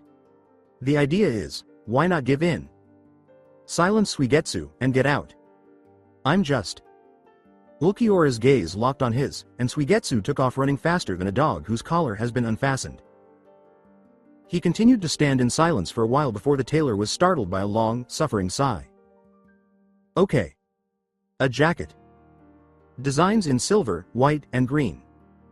Ulquiorra was ultimately satisfied. He wore tall black boots, white pants, a black undershirt underneath a long-sleeved white shirt, a black belt bound with a silver buckle in the shape of a sickle moon around his waist, and Murcielago hanging at his hip. Over this, he wore a short-sleeved white coat with an emerald trim. Personally, he would have been just as happy with an all-white uniform, but perhaps a small amount of self-indulgence would not be remiss. The others stood around waiting for him, Anko appearing particularly reserved. The awkward silence ended when Shikamaru coughed and said, "Bats? My clan symbol." "Oh well." Known voice said, "Oh," and he turned to see Might Guy getting messed up for one of his outrageous sweets. "What an odd symbol. It gives the skin of an old man to your young face." Silent, Ulquiorra turned to drop a heaping pile of Ryo to the tailor and glided out, pausing only to let Shikamaru catch up and ask, "Clan? How does the Cifer clan operate?" Ulquiorra's method of physiological warfare was so complex and twisted that Aizen Sama had appointed him to guard the Ona, to shatter her into 1,000 pieces and then piece her back together. "The Cifer clan is dead." There was the customary awkward silence. "Oh."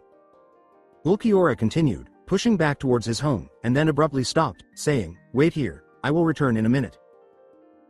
He was home with a crack, throwing his cape over his shoulders, and feeling satisfied with his appearance, he went back to the others, including Guy, fighting the urge to sigh at the man's stupidity. "There's the real power of youth you have, by God. Let us see who is the most youthful," he exclaimed, striking a dramatic pose with his legs spread wide, knees bent, and fist raised in challenge. "I'd like to race you." Ulquiorra, ever eager to establish his superiority over others, agreed, saying that only the suicidal kind of optimism that Might Guy possessed could cause him to ignore the sheer power of the man before him. He had no idea how much it would bother him. Hokage Monument first place wins. Proceed. And with that, Guy was a speck on the horizon. Ulquiorra sighed and sonidoed after him. He leapt over buildings and glided across the bridges and rooftops. Soon, he had caught up to Guy, his hands in his pockets. They skimmed across the village, dust kicked up in their wake, blinding those around them. Ulquiorra noted that he held the advantage and prepared to pick up the pace, when Guy called out, "Stop." Ulquiorra was startled to such an extent that the building they were standing on shook from the sheer force of his stop. "What is it?" "Well, I just thought of a way that we could make this more interesting." "Yes? As we travel, let's spar. Do you remember that I've slain several opponents who were at least as good as you?" "Indeed, but I control the 8 gates. The magnificent green beast of Konoha prey. A formidable opponent to put your immature strength and power to the test." Ulquiorra looked from him to the Hokage monument and then said, "Very well," reasoning that it couldn't hurt. Ulquiorra rubbed his jaw and sucked his teeth. He was above such petty idiocy. He was not a brute. Naruto, however, felt a powerful blow cross his jaw almost instantly. He staggered back a pace, seeing stars. When he recovered, letting loose a silent growl, he saw Guy was well ahead, leaping like a frog over the buildings. He said, "Let's see who wins, Baka," and then he shot forward. He leapt over buildings, across the roads and under archways. He caught up in a matter of moments, swinging a hand out, smacking Guy into a wall and leaving him behind, speeding ahead. He leapt over a bridge, hands in his pockets, when he felt a kunai strike his back, he arrow blunting the blade. Spinning, he tilted his shoulder, knocking all the flying blades away. Guy was in his face and swinging his fist in an instant, his grin wide. Ulquiorra lifted his knee and blocked the strike and kicked him away. Guy, spitting blood, spun away, landing with a crack, breaking the stone beneath him. Ulquiorra moved off again, leaping across several buildings. A few moments later, as he landed on a small deserted house, there was an explosion as Guy fired an arrow with a long trailing tail of explosive tags into his back. The explosion was immense, and a huge cloud of dust, smoke and debris settled over the area. Ulquiorra sniffed. His coat was singed at the cuff. He estimated the cloud would remain for about another minute, so he sonidoed into the air high above the village. The explosion had garnered a lot of attention and soon several Anbu members were around Guy, including Kakashi and the whole of the Konoha 10 and their team leaders. "Guy, what the hell? You may have just killed him." "It's not me, Kakashi. San. Liars. Observe the devastation. Even with that iron skin Keke Genkai, his survival would still be miraculous. Suigetsu intervened, saying, "Calm down. He's killed Kami knows how many people, ripped Sasori into a dozen pieces, and chopped Orochimaru down. I'm a fucking monkey if that killed him." He was aware that Karen was fighting the impulse to say something snarky. A sigh then reached his ears. "Why are we standing here? How about we look for him instead?" "Good point, Hinata. She cares?" "No, she's just being herself. She doesn't truly care about me." Still. Ulquiorra began. It was a difficult battle to fight off the growing urge to leap among them and rescue Hinata from this festering cesspool. He watched for a while as they combed through the debris, and then Guy was given more criticism. "You fucking baka, dude. I believe he has passed away." "No, he's not here, he's somewhere." Ahem. The expressions on their faces, a look of horror, fright, shock, and surprise, were incredibly precious, even though Hinata did not look good with it. He would not let her wear that expression. "Might Guy, tell me, are you able to fight?" Gradually, Guy was able to shake off his anxiety and groan, "Yes." "Are you serious? Other than shooting like a fool intoxicated?" Guy called, "Yes." Feeling that his pride was being insulted. "I see. Just that I've consumed kids who were capable of hitting harder than you." Then, he dropped down like a tongue of lightning, smashing apart the rubble and sending them back with the air pressure. He looked at Guy and removed a hand, waving at the ruins. "Your aim is a little off as well, sublime green beast of prey." He let that sink in for a moment. There were only two people in the shinobi realm who could say that and make people believe that. One was Ulquiorra and the other had been eaten by him. "I once witnessed a young child use a bala to shoot a man a mile away in the eye." "It's true," he said, disregarding the other's mounting panic. "The man's friends later kidnapped him and killed him by rape before they consumed his body." "Pardon me, I think you attacked me," he said, turning to face Guy. Ulquiorra looked from him to the others and said, "If he wakes up, tell him I've won." He threw his fist into Guy's face and sent him across the plaza into a cart. "Don't move so quickly." Ulquiorra heard the dreadful cry, "Dynamiku Entori," as well as a strong kick strike his side. He shot through a building, exploding out the other side. He swung his body, sweeping up and grabbing Guy's throat and throwing him toward the Hokage monument before launching himself after him. They collided in midair in a barrage of blows. Guy repeatedly kicked and punched, smashing Ulquiorra across his torso and face. Ulquiorra retaliated, kicking him back and sweeping his hand like a blade, breaking Guy's left forearm. Guy stunned him in return by slipping under his guard and using his Konohagoriki Senpu to break the lower ribs of Ulquiorra's left side. Ulquiorra puked up blood, and Guy continued with a forceful strike to his groin with the nunchuck. In mid-stride, Ulquiorra stopped. "Yes?" They both looked at the monument, looking rather worn out. "I thought it was a race to win, so..." Ulquiorra said, struggling to rise as he was dazed and bleeding. Guy then unleashed his Konoha knocking him away. They then looked at each other again, just in time for Guy to swung his leg up, around, and down, cracking it against his skull. "Oh no, Might Guy is going to get burned." "Shut up, Naruto," he growled, feeling his bones clench once more. He tried to stand but was unable, slipping to his rear. He let out a long, exhausted sigh, realizing that Might Guy was an absurdly fast man despite his own incredible power. He sighed and sat for a few more moments before a gentle tugging at his arm informed him that Naruto didn't want to lose. Ulquiorra found Guy halfway up Sarutobi Hiruzen's nose, climbing like a frog. Ulquiorra stopped and stared at the old man for a moment. "It doesn't matter what would have happened if Hinata had confessed to me earlier or if you had lived." Glancing to his side, Guy saw him as he floated down and landed gracefully beside him, walking up the face of his former guardian and grounding out, from between clenched teeth, "By Kami, you still have chakra too." "Remember, I don't have a chakra. Aside from what all living things are endowed with." Guy exclaimed, "I'll see you at the top." With a smile that made Ulquiorra wonder if someone had removed what was left of his brain in the previous 3 years. Guy stabbed a kunai with a smokescreen tag into Ulquiorra's pants just as he was about to take off. Unfazed by the smoke, Ulquiorra flew up and past the shinobi before landing gracefully on the mountain's summit. He turned and sat in a graceful pose, his poise perfect, balanced elegant, and he felt the others approaching with his pesquisa. He knew it was only his subconscious, but he could feel the warmth and brightness of Hinata's soul, and he wanted to sink his hands into the light and embrace it. Hayata's skin had a soft sheen from exertion and sweat.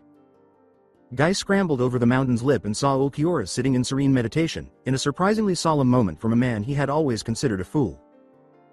Guy sat down opposite him, nursing his wounds. Soon the others had arrived. He quickly forced himself to calm down and resisted the urge to watch her like a hawk. The sight of Ulquiorra's bloodied and battered body, along with the bloodstains on his new clothes and unmarked body, left them stunned and unsure of who had fared worse. Who prevailed?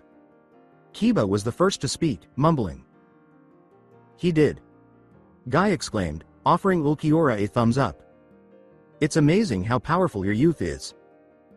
Ulquiorra did not say anything, but he did nod slightly in acknowledgement, and he looked back at his clothes, muttering to himself, I should go back to the tailor and ask for some new clothes. Sorry, Ulquiorra, Sakura said, running up to heal Guy as he winced.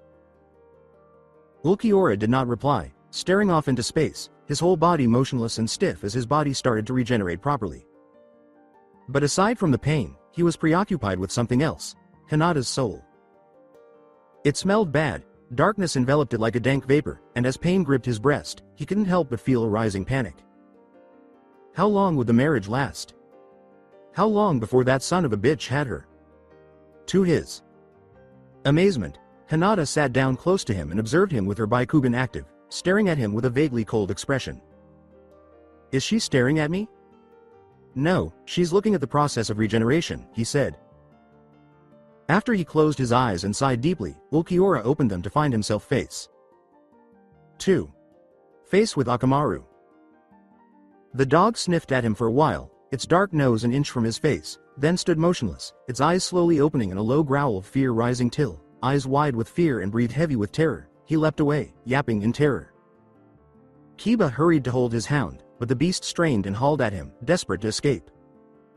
This startled almost everyone, leaving them wondering what the dog had smelled. Inuzuka, I wouldn't worry. Everything about your beast is fine. Animals don't like me in general. A crow appeared and began to flap its wings.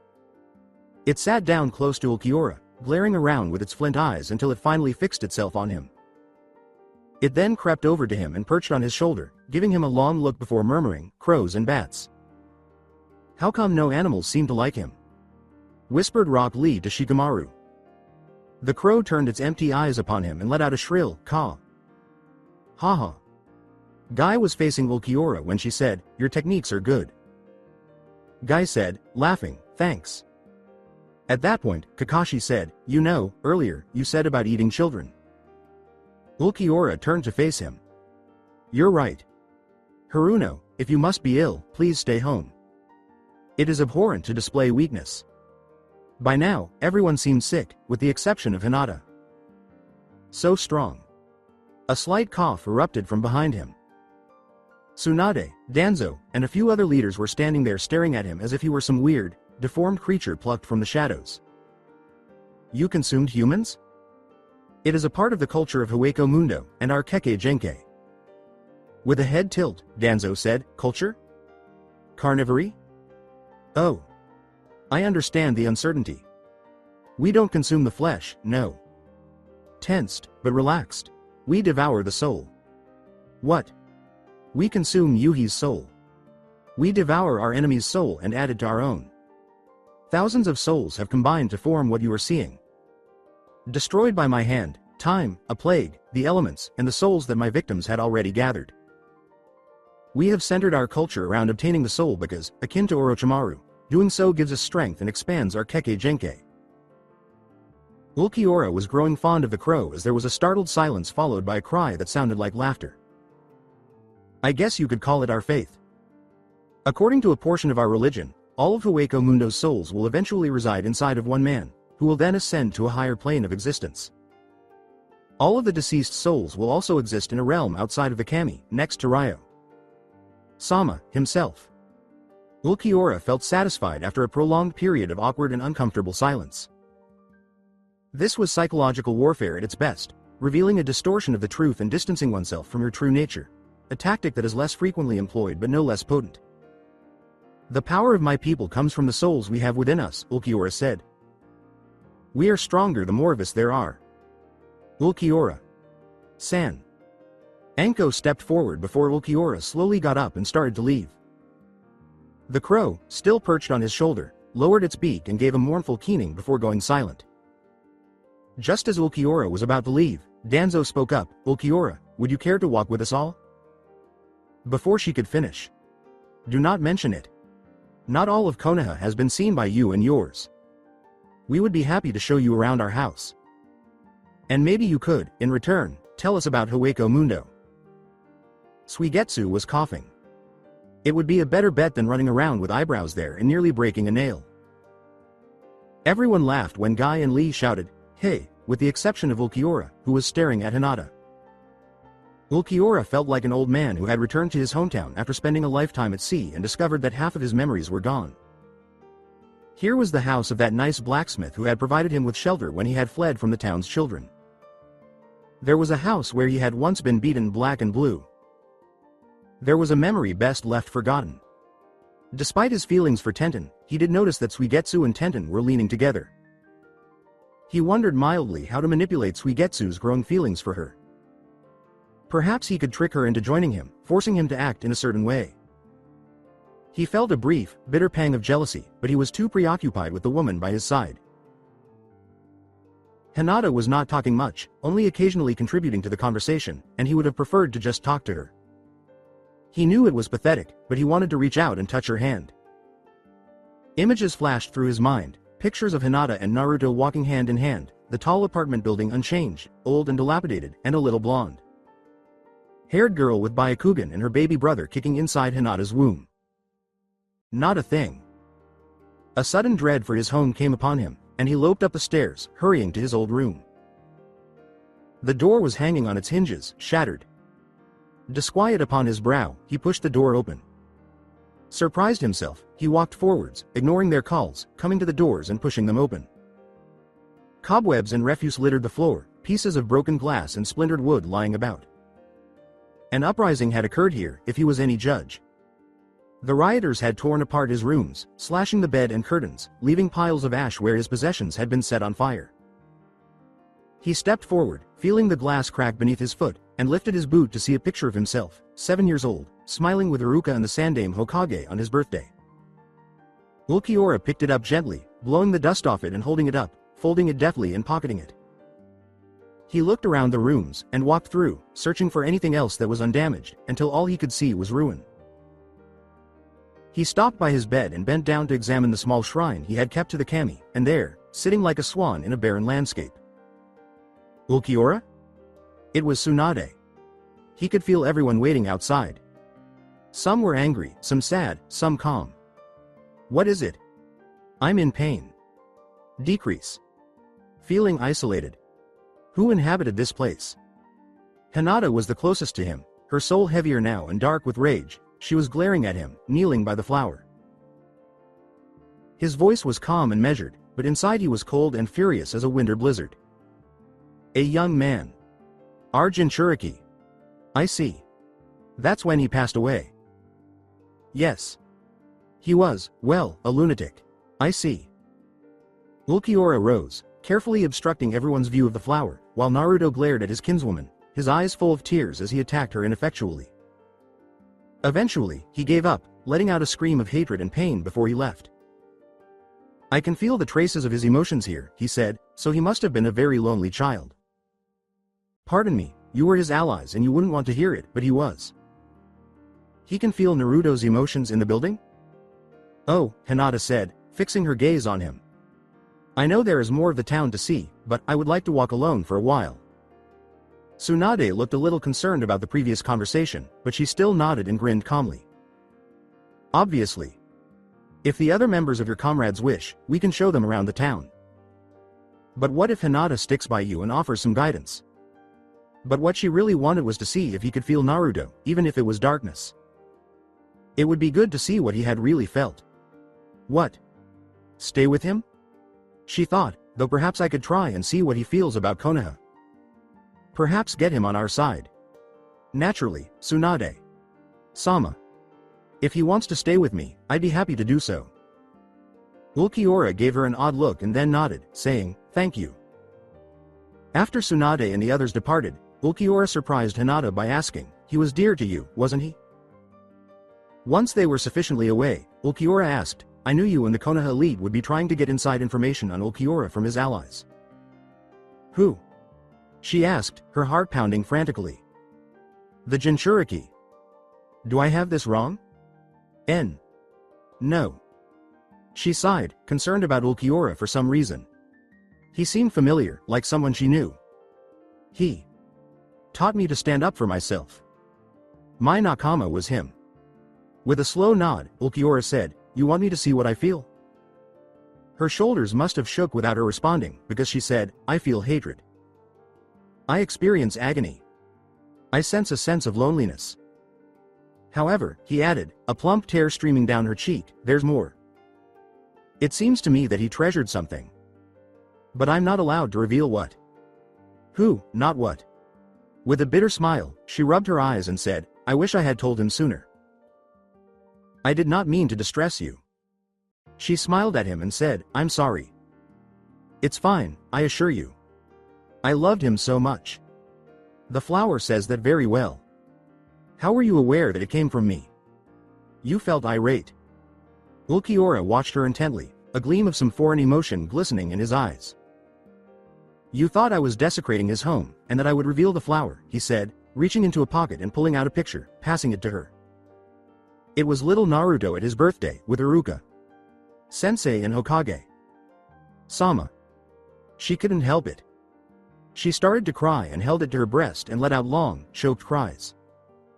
Finally calm, she let out a gasp, "Thank you." He gave her a look that conveyed both how much and how little her gratitude meant to him. "Let's head out, Hinata?" "Yes," she responded, oblivious to the peculiar slant in his pronunciation of her name. After leaving the building and making their way across the village, they strolled for a while, with Hinata showing him the sights and attractions of the village. Eventually, they came to the Ramen Ichiraku, where Tucci and Ayame were serving a sizable number of patrons. Ulquiorra paused to observe the restaurant and asked if she would suggest the food, to which she replied with a smile, "It's the best in the whole village." Soon after, she and Ulquiorra were seated at the bar, sharing 2 big bowls of chicken ramen. Ulquiorra ate his food like a gourmet, rarely voicing his gratitude, and when they were done, he paid them. Tucci said, "You are always welcome here, Ulquiorra Sama," and he meant it. Despite the boy's alien form, there was something familiar about him. Ulquiorra only answered, "I know," as they prepared to leave when a loud drone suddenly erupted. Hinata flinched, startled, and shoved Ulquiorra back as a throng of people hurried by, making their way to the closest square. "What's happening?" Glaring at the throng, he questioned. "Some criminals were discovered in Konoha a week ago. They are said to be trying to kill the clan heads as assassins." "Accused?" The rest of the patrons were outside, watching a man being brought forward by 2 Anbu members, struggling like a cornered boar. "Yes," said Tucci, bending into the conversation. "The evidence is dodgy. They are from one of the annexated territories, no Kuni. How many areas has Konoha taken over?" As a man read aloud the man's crimes and mentioned how his friends were being put to death in different town squares, Ulquiorra muttered. "Kusa no Kuni, Kawa no Kuni, Taki no Kuni, Shimo no Kuni, and Cha no Kuni," sneered Hinata. Primarily via diplomacy, she continued, her sarcasm obvious. Before she could say anything more, the reader said the final sentence.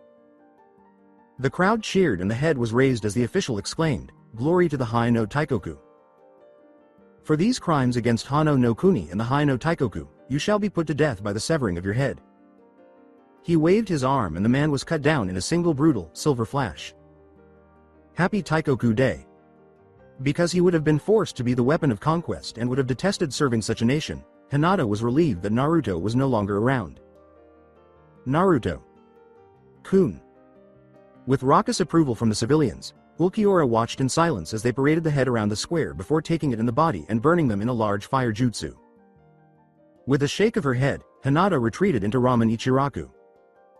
With a heavy sigh, she sat down at the bar. Ulquiorra took a seat next to her, silently pushing his bowl to Tucci, who filled it, while maintaining an emerald gaze on the table. Ulquiorra ate, his teeth clacking softly and his tongue whispering almost silently. With a gentle ask, Hinata placed her head in her hand and requested more. She was served by a yame, who played aimlessly with the ramen while she ate. Ulquiorra paid after taking some ryo out of his pockets after they were done. With well wishes from Tucci, Ulquiorra vanished as the afternoon sun started to disappear behind the clouds. Waving goodbye to her friends, Hinata trailed behind him, avoiding the small pool of blood and the scorched streak left by the execution. It was raining slightly when Ulquiorra was waiting up ahead, staring up at the Hokage monument. She shuddered and rushed to his side. She muttered, "It always rains when I don't want it to." "To your home? That would be inappropriate perhaps." A stranger and the daughter of a clan head hurrying to his home in the rain? Her eyes rolled. To be perfectly frank, that would be good. His eyes took on a strange expression. Rain began to fall with increasing intensity, forming large, fat droplets that fell more quickly. Hinata pulled her coat tighter, but not before Ulquiorra took off his cloak and draped it across her shoulders. They hurried on, and she bowed her head in gratitude. With a clang, a branch house member unlocked the doors as Hinata led them to her residence. Turning, Hinata faced Ulquiorra. She hoped he would say no. "Thank you, Ulquiorra. Will you be able to find your way home from here?" she asked. She wished she wasn't here. But no such luck. "Yes. I know the way."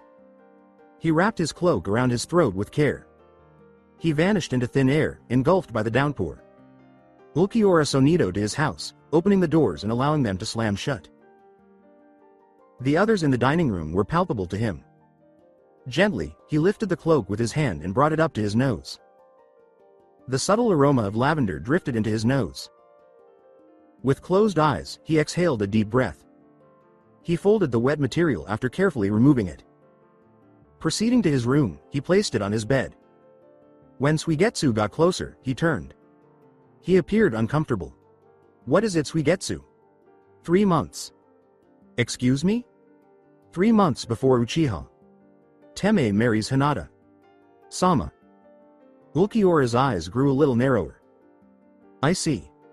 How did you find this out?" Suigetsu moistened his lips. "I asked. And it worked?" "Well, I had to speak to Uchiha, and, Flatter him?" Sighing, Suigetsu said, "No. I had to improvise. I was asking about you, when you were alive." "Ah. Yeah, so I asked about Naruto." That got everyone on edge, and Uchiha said about his execution. Then, Jugo and I were asked about Karen. Ulquiorra looked to where Karen was sensed. "Well, you did say that she was an Uzumaki. I see. Now, Tsunade asked about her abilities. Well, Karen told her about them and that got the interest of the leaders. They asked her about a match. With Uchiha." "What?" Ulquiorra's gaze caused Suigetsu to shrink. "Well, he is a clan head. He's set to marry Hinata. Sama, that Haruno skank, and one of the branch members of the Hyuga. A couple of other clans are offering a branch member of their houses." Silently, Ulquiorra stalked out of his room, moving quickly down the corridors with Suigetsu trailing behind. "Ulquiorra. San?" Sensing Ulquiorra's unrest, Suigetsu hurriedly departed, saying, "Prepare dinner, Suigetsu. I will be there shortly." Stunned, Ulquiorra put his hands in his pockets. 3 months. Hinata still had some time to be saved. He wished. Even so, the short time remaining unsettled him. If his memory served him correctly, if Hinata and Sasuke were engaged, then that granted him certain rights. A terrible picture flashed into his head. As Sasuke lay on top of Hinata, blood poured down her face and tears filled her eyes. Hinata was on her back. Ulquiorra got going. His pupils narrowed to the size of daggers. His hands trembled with a cold rage that filled his breast. With a quick turn, he strode back into the dining room and saw the others eating a small repast in relative silence. Karen played with her food and appeared especially ill.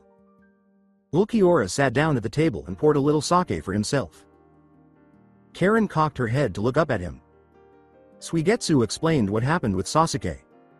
She moistened her lips and nodded. Jugo said that I would need time to think. Yes, Suigetsu muttered, it's 1 second before I slap this fucker.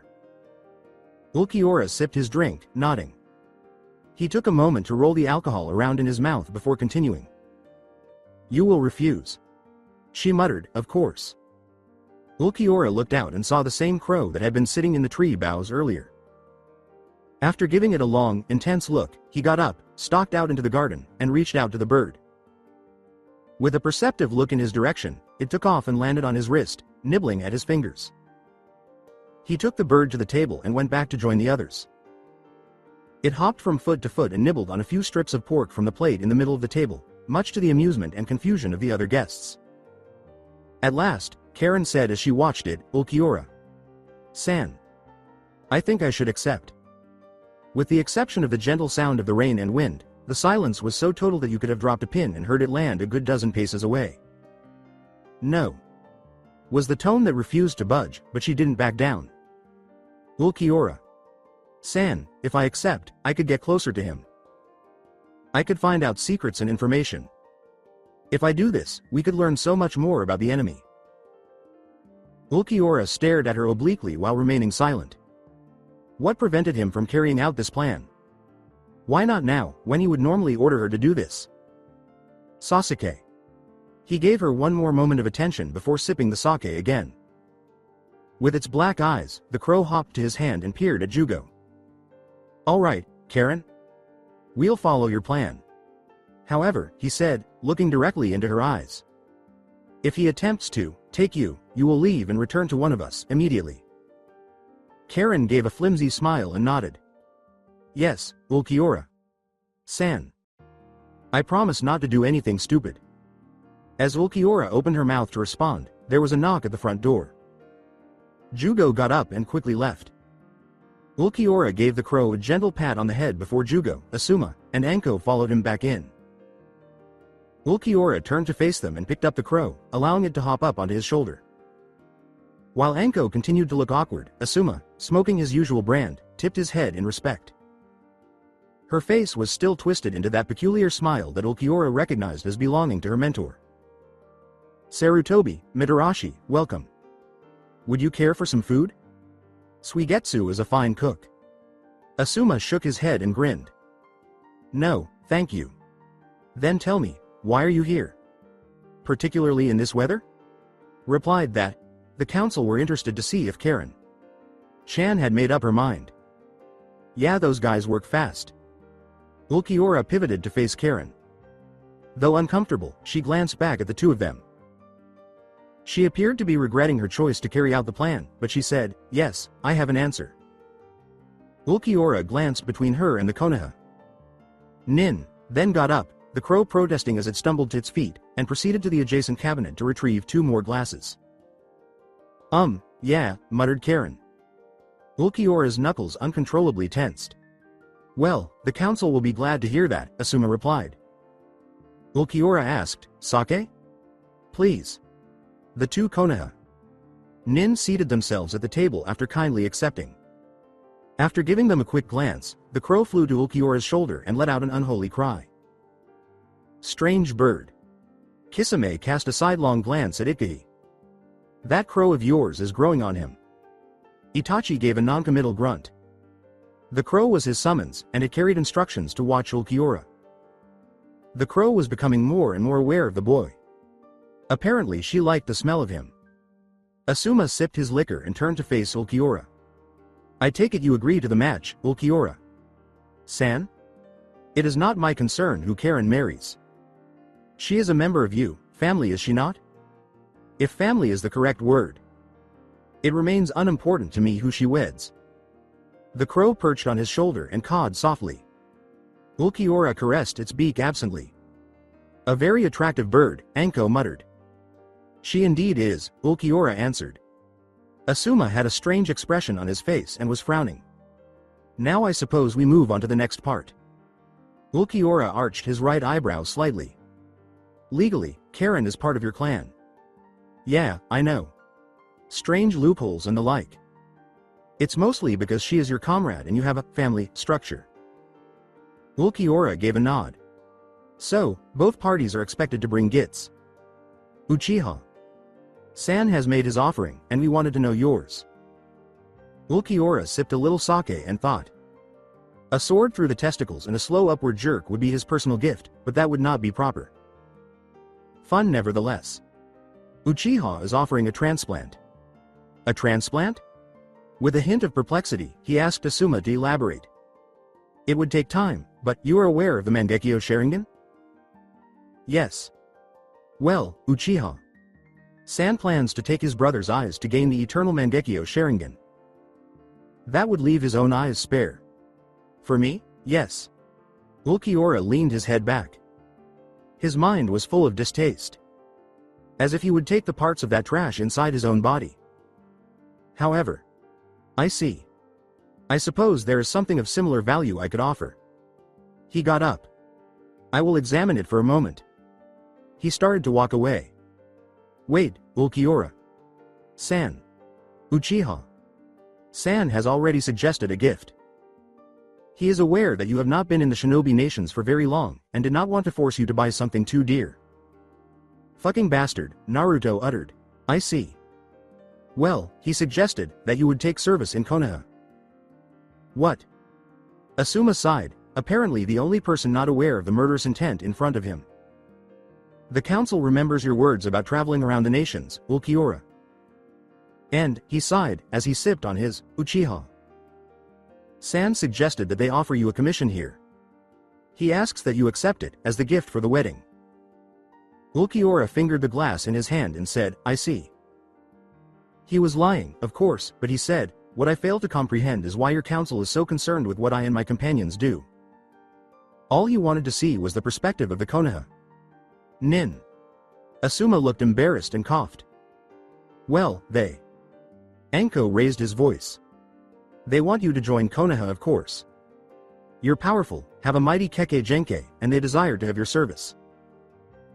Ulquiorra turned away and moved in the direction of the garden's open doors. The Konoha. Nin was the focus of the crow's attention. Why should I serve Konoha? He asked as he stood motionless. We pay well. I do not want for money. We offer unlimited travel. I can fly. Our medical facilities are among the finest. I can regenerate from nearly every wound. Well, what do you want? We can offer it. Ulquiorra hesitated. I want nothing. There is nothing you can offer me. Instead, tell me why I should serve Kana. Not what I will gain from it, but why. Stillness. It would give you a home.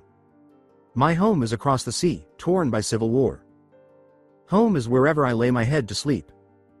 Mitarashi, you once served Orochimaru. Why did you join Konoha?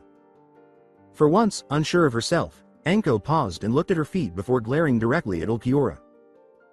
Because I left my former master. This was his home. I wanted to spite him. Then, should you not leave? He is dead. Yes, but I have friends here. I have made a life for myself. Ulquiorra remained quiet. Karen. Why do you want to marry Uchiha? Because, she halted and let out a sigh. Because it would mean that the Uzumaki clan would live and regain some of their rightful power. Besides, Ulquiorra. Sama, you are my friend, and I would like to serve you. And if getting a husband with that sort of power would help you, I will. He asked again, is it what you desire? She replied, yes, with pride and defiance. Ulquiorra gave her a brief glance. Such strength and loyalty. Perhaps it wasn't so bad to be her friend. I will take service here. But, only on the day that Karen marries Uchiha. Asuma displayed relief. What sort of position would you like? Travel is in my bones. An ambassador. I would still enjoy meeting Gaara and the Mizukage outside of conflict. Asuma gave a nod. I will relay that information. Anko was the next to speak. Ulquiorra. San, there was also some interest in whether or not you were married. That is not you concern. We were. No. I do not desire a wife. How about a husband? Ignoring that, Ulquiorra sipped the last of his drink and then poured another. Karen will be married to Uchiha. San in 3 months' time, alongside a few others, Anko said.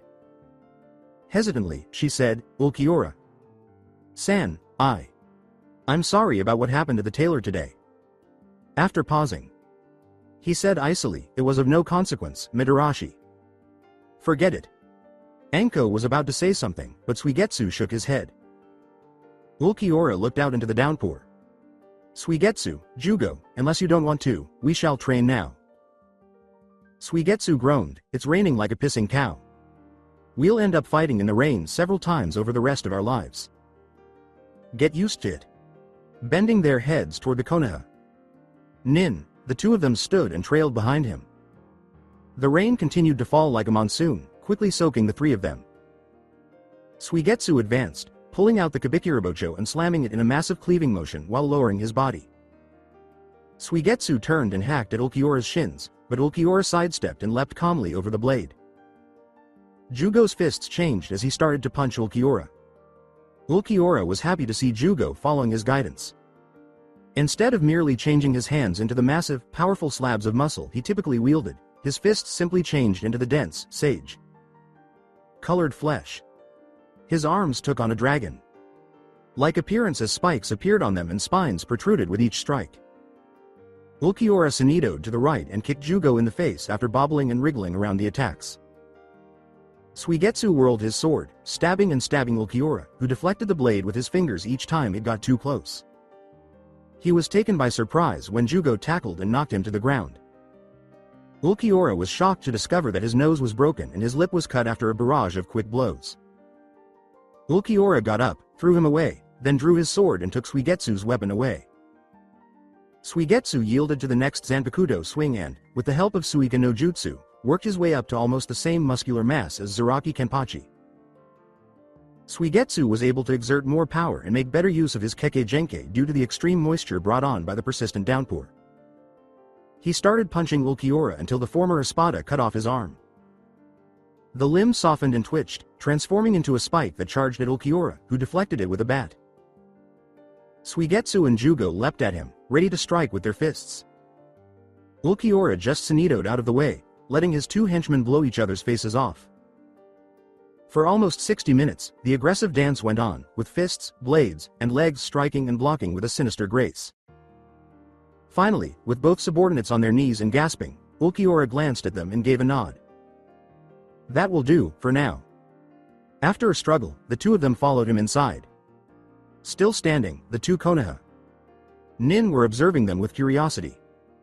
Asuma poured them more tea that she had made. Silently, Ulquiorra took a sip of the tea while the Konoha Nin stood, bowed, and departed. Anko turned to face behind him, clearly still troubled by what had transpired earlier. Karen gave him a tense smile. Are you all right, Ulquiorra?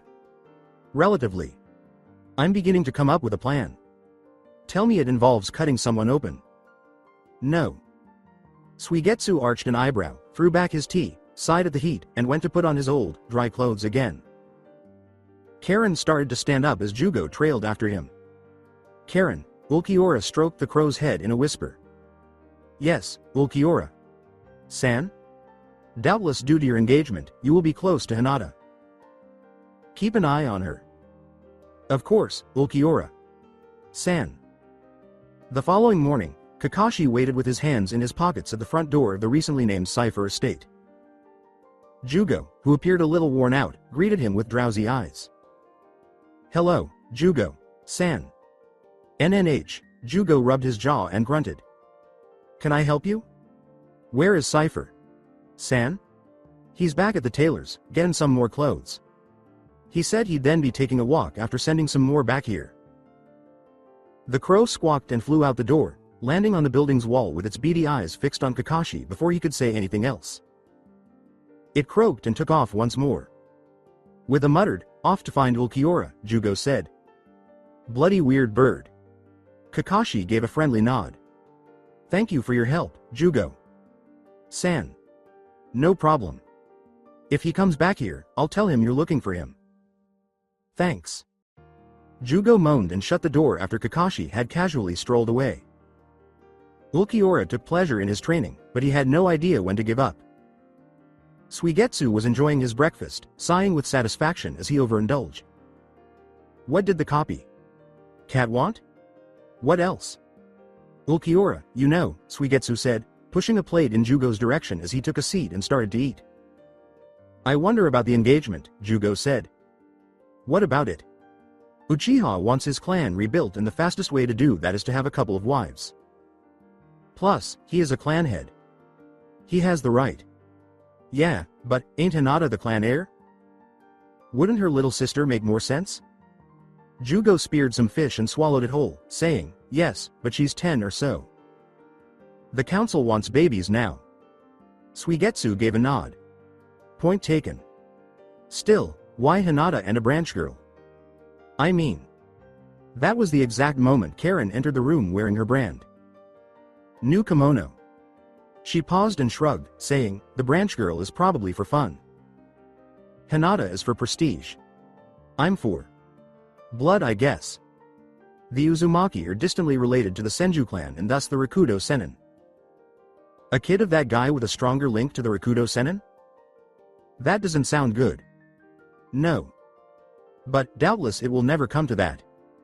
Ulquiorra San will kill him before he has time to breed.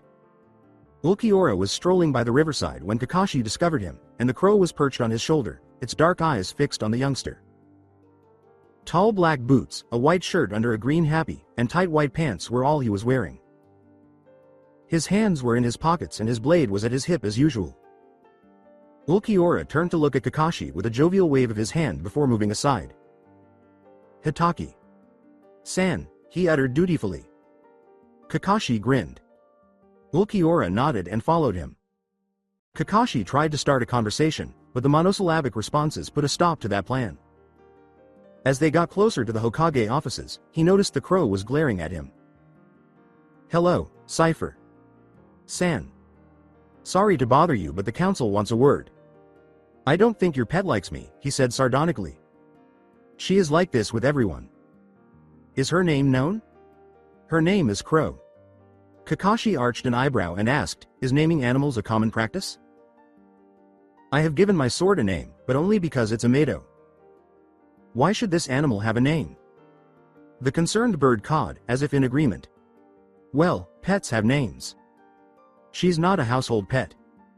She just stays when I give her food. It would be a waste of energy to make it leave, so I allowed her to stay. Hello, Cifer. Sama, Shizune said, bowing to Ulquiorra as she was accompanied by a group of Anbu as the doors opened and Kakashi nodded slowly. Upstairs, the council is awaiting their turn. Ulquiorra nodded and went with her, followed by Kakashi and the Anbu. While the clan heads and the council were discussing various policies in Tsunade's office, especially those related to Oto no Kuni and Otogakure, the Anbu stopped here and waited outside the door, entering just in time to hear Sasuke say, an attack on the land of sound is highly likely. With little loss of life, we can move in and seize control. Although Kabuto isn't as strong as his master, almost all of the strong shinobi will be vying for control. The daimyo will also be trying to get back in control. We could succeed, Kakashi concurred with Sasuke. This was the ideal moment to neutralize Otogakure for good. Orochimaru had just passed away a month prior. We should talk about this at a later date. Greetings, Ulquiorra. San. Tsunade beamed a bright smile at the young man, who bowed his head slightly in return. Ulquiorra said, sit, please. Then, like a wolf cornered by lions, he examined the others slowly with his eyes before moving forward to devour the lions. There are several reasons we asked you to come here. She nodded to an Anbu who set down several large briefcases and bags. First off, the other villages in Kuni have sent their own rewards for killing Orochimaru. The total on Orochimaru's head was 70 million ryo, including the Konoha bounty. This is the remainder, Ulquiorra said, surveying the briefcases before reaching into his happy and removing his sealing scroll, which he opened to reveal the cases inside before pocketing it. He said, thank you. What were the other things? You agreed to the match between Karen and Sasuke, did you not? Tsunade asked, glancing at Sasuke. Indeed. Mitarashi and Sarutobi visited my home yesterday evening to discuss it. Well, we were wondering if you would care to become an ambassador sooner. Why? Well, we would rather not see bloodshed because we have had some issues with the Mizukage and the Case Cage. We wanted to know if you could start working right away to prevent violence. Ulquiorra remained silent for a minute, as if he was lost in contemplation. Kakashi wondered how he would react. Technically he had no duty to, but he now had a home in Konoha, and if Hiyashi was right, he had formed a small bond with Hinata, and maybe the promise of human contact would be enough to keep him around. Besides, he was smart. He knew where all the advantages and power lay. Ulquiorra duly nodded slowly. Very well. I'm going to send them a message. I am aware that Hano no Taikoku, Kei's no Kuni, and Mizu no Kuni are at odds with one another. As an ambassador, you will be well paid, and because of your ties, we thought you would prefer to deal with Kirigakure and Sanagakure. Excellent, Tsunade replied, carefully avoiding the darker issues at the heart of the conflict. You are welcome to use our newly constructed third floor office. Ulquiorra bowed his head once more. Kakashi was quickly learning Ulquiorra's mode of communication, which involved saying one word when 10 were usual and none at all when one was. Third on the list was Ulquiorra. San, there was one more point we wanted to discuss. A look that was half resignation, half disdain, fixed itself on her, and the crow pecked at his hair. What? Ulquiorra turned to face Mitokado Homura and said, well, you have a lot of advantages in. Kakashi couldn't help but smile at Danzo, who had changed somewhat over the last 3 years, remaining militant and grim as ever but taking on a slight macabre and sardonic sense of humor. The general consensus, behind closed doors, was that the death of his old friend had hurt him more than he revealed. We want to know if we can convince you to marry a Konoha girl and supply us with your Kekkei Genkei by breeding with her, interrupted Danzo. I don't see why it is any of your business, Ulquiorra shot back, drawing the council's attention to himself and Tsunade's slender smile and shrug. Forgive us, Ulquiorra, but politically and genetically, you are worth your weight in gold. Ulquiorra said, I'm fairly lightweight. And proceeded to the door, opened it, and went to the stairs. Danzo whispered, well, that went as expected, while Kakashi rubbed his head. Please excuse me. Hiyashi remarked, a little perplexed. He killed Orochimaru and Sasori, something we have been attempting for a long time but failing to accomplish. He will not bow down to us without a valid reason. I doubt that offering him a beautiful woman will make him less loyal to Hueco Mundo, as he still clearly shows a great deal of loyalty to him. But he's taken a commission here. You noticed his word choice, Aburame. San. I know there is a dispute between Hano no Taikoku and Kei's no Kuni and Mizu no Kuni, he said. Presumably one of the Kage mentioned the challenges. He feels sorry for Suna and Kiri. All he's doing is defending his friends. You would have to prove you are as good a leader as whomever he served in Hueco Mundo if you want him for Konoha. You'll have to appeal to his sense of honor. He turned to face Tsunade. You'll have your work cut out for you if Mitorashi's overheard account of him being at least the second strongest person in Hueco Mundo is accurate. Alternatively, Shoza said, gesturing to Sasuke, you could practice some genjutsu. The combination of Kurenai and Sharingan might work. Used it on. He said, gesturing to the 3 Sharingan wielders. He was silenced by Danzo's piercing glare. Be quiet. There are ears on these walls. When Kakashi found Ulquiorra again, he was on the 3rd floor, standing inside one of the largest offices, with 2 large desks for Ulquiorra and another for his secretaries. Maps of the shinobi world covered the wall, with smaller ones for each of the kuni. Quills, brushes, ink, and other utensils on all the desks, with plenty of paper. Filing cabinets, bookcases, and cases filled with scrolls covered the spare wall space. And Ulquiorra was staring at the largest map, with the borders of Hano no Taikoku outlined in gold, his gaze fixed upon a small sliver of land off the coast of Hai no Kuni. Kuni no Uzu. In a battle with Hai no Kuni, it was destroyed. Odd. I mistakenly believed that the Shodai Hokage was wed to an Uzumaki. I had anticipated a closer relationship with Konoha. Kakashi grimly nodded. We didn't get involved in the conflict. The daimyo rejected the Nidaime's attempts to persuade him to step aside and seek a peaceful resolution. What motivated the war? Ulquiorra asked as he moved behind his desk and took a seat. It had to do with the Fuinjutsu. Their genetic connections to the Rakudo Sennin made them one of the most powerful nations, and their seals were the strongest in the world. The Uzumaki clan's residence, Uzushiogakure, served as its main focal point. And well, Their Shiki Fuin caused quite a stir. He shrugged and sighed melancholily, reaching inside his flak jacket to pull out an icha-icha. The High Daimyo ordered the shinobi responsible for the mission's death to be executed after one of his kinsmen was killed. He declared war on them when they refused. Both Uzu no Kuni and the hidden village were destroyed. Ulquiorra studied a small map on his desk and said, "I was not aware that a daimyo could interfere like that." Kumagakure demanded a ceasefire because it was unlawful, but the daimyo refused. Ultimately, all of the residents, including the Uzumaki clan, were either killed or fled. While some came here, the majority headed west. Whatever became of the daimyo? He was forced to abdicate and was executed as a result of his actions. If the goal had been to murder his relative, then things would be different, but this was an accident. It was no secret that he disliked the Uzu daimyo, but the real target escaped, so he just took the opportunity to get rid of Uzu Shiogakure. The Uzumaki curse probably didn't help either, Danzo murmured as he entered.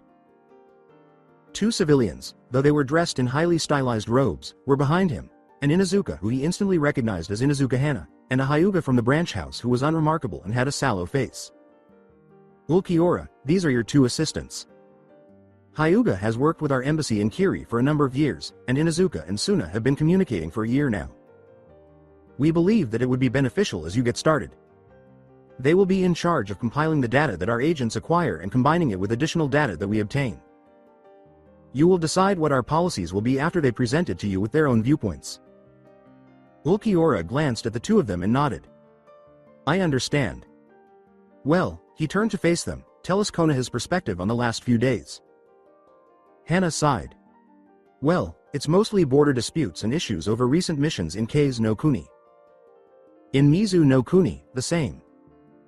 The main reason for this is our recent mission binge, which has caused more collateral damage and sparked questions about why. It seems strange, Kakashi scowled at Ulquiorra. It stands to reason that all shinobi nations would be carrying out missions that resulted in the massacre of another nation's citizens and villagers. I don't understand the issue. We are primarily engaged in an unofficial war with one another, so most of the time we are working inside our own kuni and rarely pay attention to border conflicts. We just don't want it to turn into a formal conflict. I understand that you wish to stop it from becoming a war between countries instead of between villages? Yes. Kakashi nodded and smiled at Ulquiorra as he left, feeling that Konoha was even better off now. Ulquiorra nodded, then helped the crow from his shoulder to the desk, where she scratched her claws over the wood. I shall write up a letter to the cage now. So saying, he pulled a piece of paper towards him, before dipping a brush in some ink and starting to write. A barely perceptible tilt of the head signaled that Danzo thought they should go. Gaara. It may seem strange to you, but there is an opportunity here, and as you know, I take every opportunity presented. I hope Orochimaru's prisoners have arrived safely. Hopefully there's work and board for all of them. If Orochimaru experimented on them, the experiments would make them acceptable guards, soldiers, or shinobi. Take it. I have news. I have been offered a commission as ambassador for Konoha to Suna and Kiri, which I have accepted. I am writing in my official capacity. The Hokage hopes to come to some sort of treaty, as she fears that the recent conflicts with Suna will soon escalate into a war. You, of course, will undoubtedly seize this chance as well. Before reaching me, every letter you send to Konoha will be read by Inuzuka Hana. Ulquiorra. P.S. I hope to write more cordial letters in the future. Terumi Mizukage. Tell Rin I'm sorry. I hope the cure is working. If it is, she might be that much stronger. I hope Rin's recovery is going well. I fear it may be some time before I can return. I am writing in my official capacity.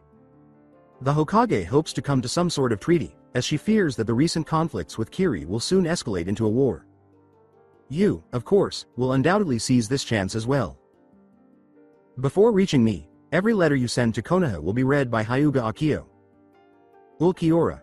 P.S. I hope to write more cordial letters in the future.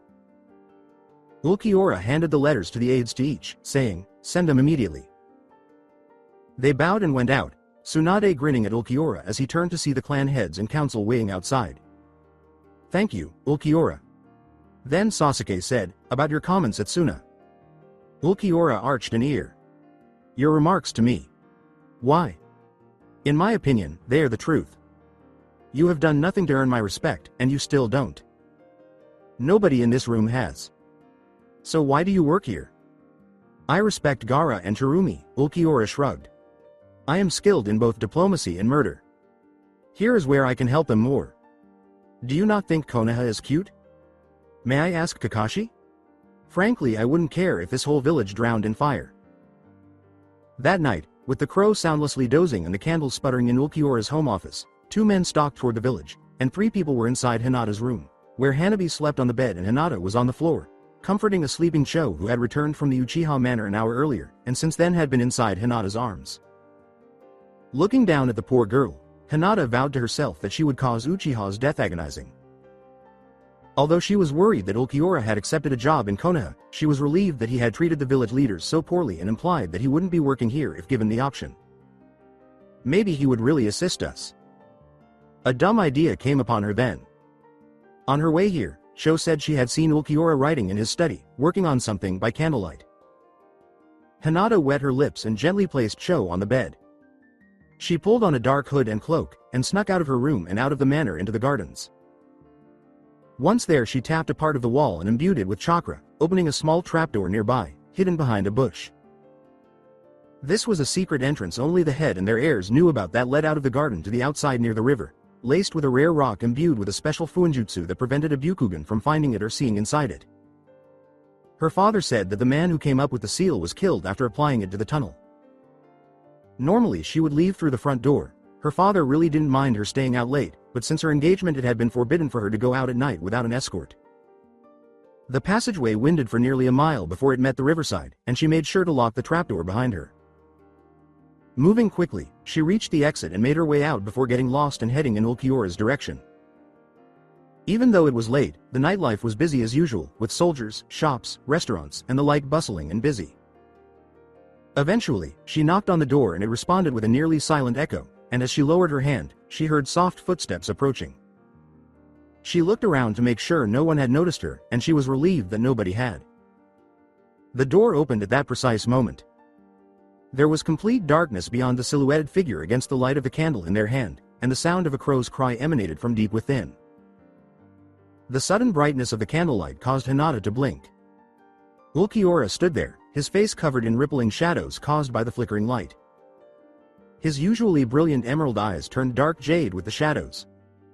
He was dressed in a long white and pale green yukata. He appeared weary rather than exhausted. He gave her a scowl. "Yes?" he muttered. "Can I come in?" Hinata hurriedly inquired after taking a deep breath. Ulquiorra cocked a curious head. "Why?" she said, to talk, hoping he would agree before she was noticed by anyone. With his head back in normal alignment, he nodded slowly. He retreated and she hurried inside, pulling down her hood just as he shut the door. With a dozen shadows cast across the walls by the flickering candle, he turned back to face her. "I trust you know how stupid it is for you to be here. If someone saw you, it would mean that questions were asked and I am in no mood for them." Hinata swallowed, but she glared at him anyway, defiant. He inquired, "What is it you want to talk about?" As he spoke, she noticed a slight tightness around his eyes. She reasoned that she doubted the person would appreciate being bothered at this hour. "Is there somewhere private where we can speak?" Without replying, Ulquiorra turned to walk away, signaling to her to follow with a flick of his wrist. When she did, they arrived at his office. A black katana cake rested next to his sword, which was neatly arranged among the papers.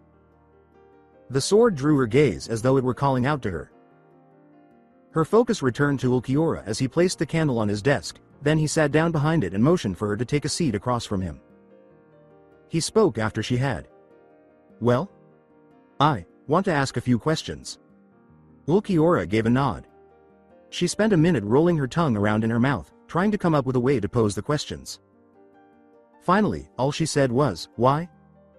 Why did I agree to allow Karen marry Uchiha? Why did I insult Konoha? Why did I take service here?" And a few more after that. All of them. He leaned back. Karen chose to marry him. I had no right to stop her. I insulted Konoha because it is the truth as I see it. And I serve here so that I might help Gaara and Terumi. That is all. Hinata had to fight the impulse to give him a slap. She forced herself to stay motionless, her fists trembling with rage. "You bastard," she uttered in the end. When she stood, Ulquiorra hissed, "Don't you get it?" and tilted his head. "Enlighten me." Karen is now engaged to a bloody rapist, who can order Cho over to his manor whenever he wants and fuck her until she's crying with shame. You insulted Konoha, and they can make life very difficult for the Mizukage and the Kazekage, and not to mention Karen. There are a dozen fuinjutsu they could put on her, each more horrible than the last. If you had any sense, you would be more subtle about your contempt. Ulquiorra kept his hands motionless as he peered at her from beneath his lashes. He seemed to become a damn statue and only show one emotion if one stared at him for too long. Hinata took a deep breath again and gave him a slap without really knowing why. There were two outcomes from this. Ulquiorra's lip twitched into the smallest of sneers, and his eyebrow lifted slightly. Second, she felt a dislocation of most of the bones in her hand. With a tiny curse whispered under her breath, she gasped in pain and clutched her wrist. Even with medical jutsu, she had probably crippled her hand for a week. She ought to have used chakra to wrap her hand or gone for one of his tenketsu. With his eroro, hiero, as it was said. She staggered back, but her fury at the boy's indifference was too great. Don't you get what you're doing? You're just making it worse for everyone. Konoha is a damn wolf hunkering over its downed prey. At the merest whiff of other hunters or scavengers, they rise and savage them. You're just bringing more trouble down on the other kuni and those poor fools who call you a friend. Ulquiorra's sneer deepened a little. She realized it was a smile at that precise moment. A tiny one. Just the slightest lip twitch at every corner, a slight tilt to his lips. A smile that was as foreign to him as it was to her. Her gaze was drawn to his lips for some reason. The top lip was as dark as ebony, while the bottom lip matched the snow. White complexion. He stood up and approached her, extending his hand and taking her broken one in his. His skin had an iron-like toughness to it. It was unexpectedly smooth, akin to properly oiled leather. It was an absurd paradox. Her hand relaxed for some reason, and a tiny breath of air leaked out of her mouth. His other hand raised, and his elongated digits caressed hers, applying pressure and realigning her bones. He let go of her hand and went back to his chair. Was there anything else you wanted to speak about? She was about to say something, but she just stared at her hand. Where his fingers had touched her, there appeared to be a cold fire. A black shadow entered the room, and she gave him a fierce look. She perched on Ulquiorra's desk, and it was the same crow as before. Why Konoha? Ulquiorra reclined in his seat. A sliver of something approaching respect flashed in his eyes. Once again, it was the logical choice. I can give Suna and Kiri the odd bit of information to protect them, and all under the guise of helping Konoha. And if Konoha declares war on one of them, or the other way around, I am in the best place to remove the threat of Konoha. It was immensely satisfying to see Ulquiorra burn the village to the ground. She took a moment to reflect as she turned to face her hand again. He despises Konoha just as much as I do. Why not just kill everyone now? I have some issues with collateral damage. I would rather avoid killing children.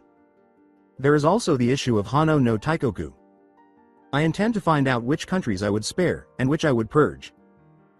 It troubled her that she wasn't more upset about this than she ought to have been. The boy in front of her appeared to be somewhere between insane and brilliant. He was capable of turning into a wild animal at any time and killing without hesitation or regret. Naruto wouldn't like him. A man like this would kill 10,000 men if it was necessary. It was not the question she had wanted to ask, but Ulquiorra's lack of response was depressing. What was your home like? Sand. White sand. From one horizon to the other, there is sand. It is as white as I am. Stunted trees, hard as iron, grow there. They are twisted, and the fruit they bear is sweet and bitter.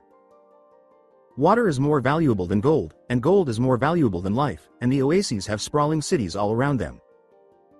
The sky is dark at all times, and barely a star shines in the sky. The forests are vast, and may take weeks to cross, and the beasts that live there are vicious. There are creatures called Jillians that wander the forests. The smallest stands at 80 feet, and their claws are sharp enough to rend a man into ribbons in a single swing. He looked at the candle. There are no laws. No order. Chaos. Rape, murder, violence abounds like maggots on a corpse. She muttered, "It sounds like a terrible place to live." He gave a shrug. Our culture is of violence and barbarity. The harder the world, the harder the person. The harder the person, the stronger they are. The strongest people have the most powerful souls. So, in order to join, Ryo Sama, you need a barbaric world? He gave a nod. Yes. The weak die and the strong thrive. That is, until 20 years passed. After about 3 minutes of silence, Hinata asked quietly, what happened then? My master, Aizen Sama came, from across the sea. He united us into a single realm, forcing the disparate Arankar race into one. Then, he found me, in the middle of nowhere. What happened? I attacked him. I had been alone so long, harvesting souls and growing stronger and stronger. I saw him and labeled him as a threat. He glanced back at her. He beat me soundly. I had never fought an opponent so great. The most I could do was cut his coat. He took of an arm and asked me to fight again. For nearly 24 hours straight we must have fought. My sword was nearly broken, but my honor demanded I fought until I died. He was toying with me, testing to see if I was worthy. He asked in a captivating voice, worthy of what? His lips moved in a way reminiscent of flowers in a summer breeze. To serve him. Once I had proven that I was strong enough, he took me under his wing. I was his 4th lieutenant, the Quarto Espada. In this tongue, that means, 4th sword. He trusted me more than my fellows though. Why? Loyalty. We were all given a test to prove our loyalty. Mine was hunting down and killing traitors. I didn't kill them though. I brought them back for trial. I was allowed to harvest them as a reward. Hinata gave a slow nod. Aizen seemed like a strong person who could be worth following. Why did you follow him? Did he offer you anything? The greatest gift he could do so. She was almost afraid to ask, what?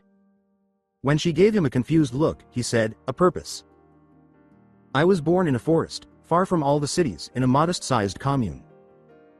From a young age, I saw firsthand the cruelty of the world.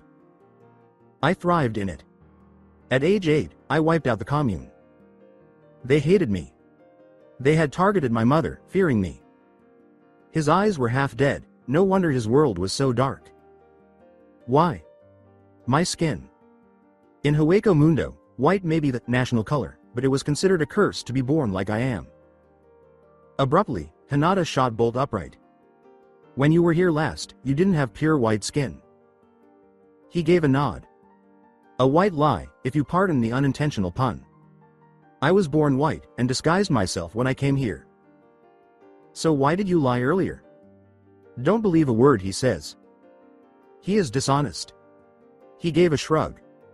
I came here to kill someone. An escaped traitor before you panic. They died away from here anyway. Besides, my past is my business. No. One else's. She shot back, then why tell me? She was startled by the sudden sadness in his eyes after they had been fixed on hers for a brief moment.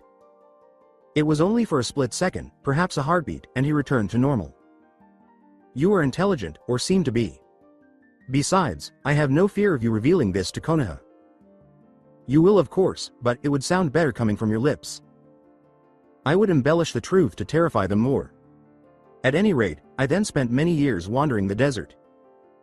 I met a girl. She died. I harvested her and moved on. I fought, killed and harvested. Repeating that for years, and then, 5 years ago, I was found by Aizen Sama. He was intrigued by my philosophy and power and let me join him. I served him until he was defeated by an enemy nation. After that, it returned to the chaos that came before the stability of Aizen Sama's reign. I left on a small boat and came here. My world is dead. For a while, Hinata said nothing. His world was so stark and mysterious. It was unimaginably terrifying. She felt honored that he trusted her with this in some way. But perhaps she shouldn't have asked about his world. Thank you. What did you mean by saying I'll tell them? The council will ask you to find out all you can about me. Tell them all you wish. Why tell me anything at all? You asked. So does everyone else in this God-forsaken place. All right, I'm grateful that I selected you, he seemed to be saying, but he remained silent. They sat in silence for a while. Occasionally, Hinata would pose a brief question, but they weren't very significant. He would respond in brief, snappy sentences. The moonlight continued to dance around them for perhaps 2 hours after that. He had a big dog-like voice that was strangely comforting. With a strong sense of honor and loyalty, yet capable of taking your life in a single breath. She considered, in return, the possibility that he was at least happy to have the company. She'd asked who his mother was, and when the conversation had stalled and she was met with a silent glare and a slight twitch of the eyes, she swallowed and decided to throw caution to the wind once more. She muttered, some people here don't like Konoha. Although a small part of her warned that Ulquiorra might tell the council about this, she knew, deep down, that he wouldn't. She went on, you could be of some help, but a tiny moan emerged from the front door. Hinata spun around, but Ulquiorra did not panic. He got up, swung his sword, and strode over to the door. For an instant, there was silence. As she approached the door covertly, Hinata turned on her Byakugan. Ulquiorra's gaze fell upon Sakura? What the fuck is that whore doing in this place? I take it you know the time, Haruno. Hinata recoiled a little and perked up her ears. Yes, but there is a situation. It wasn't too long since she left. What is it? Sakura made wildly pointing gestures. What is it? Can't you hear that noise? Hinata also observed it. Shouting and running sounds mixed with panic. If you mean that racket, I was asleep until you disturbed me. At any rate, what is wrong? Hyuga Hinata is missing. And? Hinata scowled at Sakura's concern and arched an eyebrow at that. Cifer. Sama, Hinata. Sama is the heir of the Hyuga clan. If she's gone, Sakura gasped. Please, she's been gone who knows how long. Do you have any idea where she may be? Though Hinata's cheeks were flushed from embarrassment, the next line of dialogue was enough to make her choke with laughter. In my bedroom, unconscious after a solid 3 hours of coitus. Sakura's green eyes widened as her jaw fell. With a moan, she ran a hand through her hair. Please, Cifer. Sama. We need your help. The poor girl hasn't been right for 3 years. Skank, neither would you be. She stayed out of sight, waiting for Ulquiorra to react. No, he would assist, he might pretend to have not seen me. He would find a way to return me to the manor and attempt to reassure everyone that everything was okay. How long have you known she was missing? 20 minutes. Allow me to get dressed. I will help. Discerning her heartfelt gratitude, he went back to his office and shut the door. With a sickening lurch, Hinata was in her house as he reached out and placed a hand on her shoulder. Glancing down the hallways, she turned to face him. She said, thank you, in a soft whisper. Forget it. Go to a bathroom, have a shower or something and leave. I'll be back with others in 5 minutes. With a shock of static, he was gone. She turned to see that no one was around and rushed to the bathroom closest to her room. The room was filled with her chakra signal as she hastily flushed the toilet, taken a quick shower after undressing, and left. All the private rooms and bathrooms were sealed with a unique seal to keep outsiders out due to the Byakugan's intrusive nature. It functioned as a kind of shrouding and could only be activated by a clan member. It could not, of course, conceal everything. Only the escape tunnel was capable of doing so. Instead, it caused the person inside to become invisible by bending the light around them. In addition, there was an unwritten rule that no Hyuga would surveil a person inside the home. Men and women of the clan got into trouble outside the manor for their voyeuristic pursuits. She went back to her room, which was now devoid of Hanabi and Cho, undressed, and shuddered as she put on her yukata before settling into wait. Footsteps tramping outside could be heard a minute later. Her father demanded, "What makes you so sure about this?" Her face was fixed in a groggy expression. You noticed her being missing about 20 minutes ago, and no one had left according to your guards. The branch member and Hanabi did not report searching the manor. You had forbidden her leaving. So there is a possibility that she was simply in a bathroom or otherwise somewhere where decorum demanded the Byakugan not be used. The door opened at that precise moment, revealing Sakura and Ulquiorra, who were now wearing regular clothes, along with her father, who was covered in fear and worry. Her father yelled, "Hinata," approaching her and giving her a tight hug. He stroked her hair, then took a step back and gave her a worried look. "Where have you been?" "In the restroom," she uttered, appearing perplexed. Sakura looked over and felt her chakra in the restroom. She uttered, her voice bewildered. Hinata questioned, "What happened?" Her feelings about her father's actions were unclear to her. He might be beating and berating his daughters one moment, and giving them hugs the next. "Hanabi and the girls said you weren't in your room. I thought you disobeyed me and had left the manor." "No," she answered. "I went for a shower and to relieve myself." Her father abruptly asked, "Why not here?" while nodding toward her private restroom. "I didn't want to disturb Cho or Hanabi. They both need their sleep." Although she knew the other two sensed it and understood what she was talking about, she was certain that only Ulquiorra was able to detect the venomous undertone. Sakura averted her gaze, her brow furrowing. With her father holding her and letting out a sigh of relief, Ulquiorra spoke over the silence. He departed, leaving Hinata feeling incredibly alone. "I shall call the search and return to bed.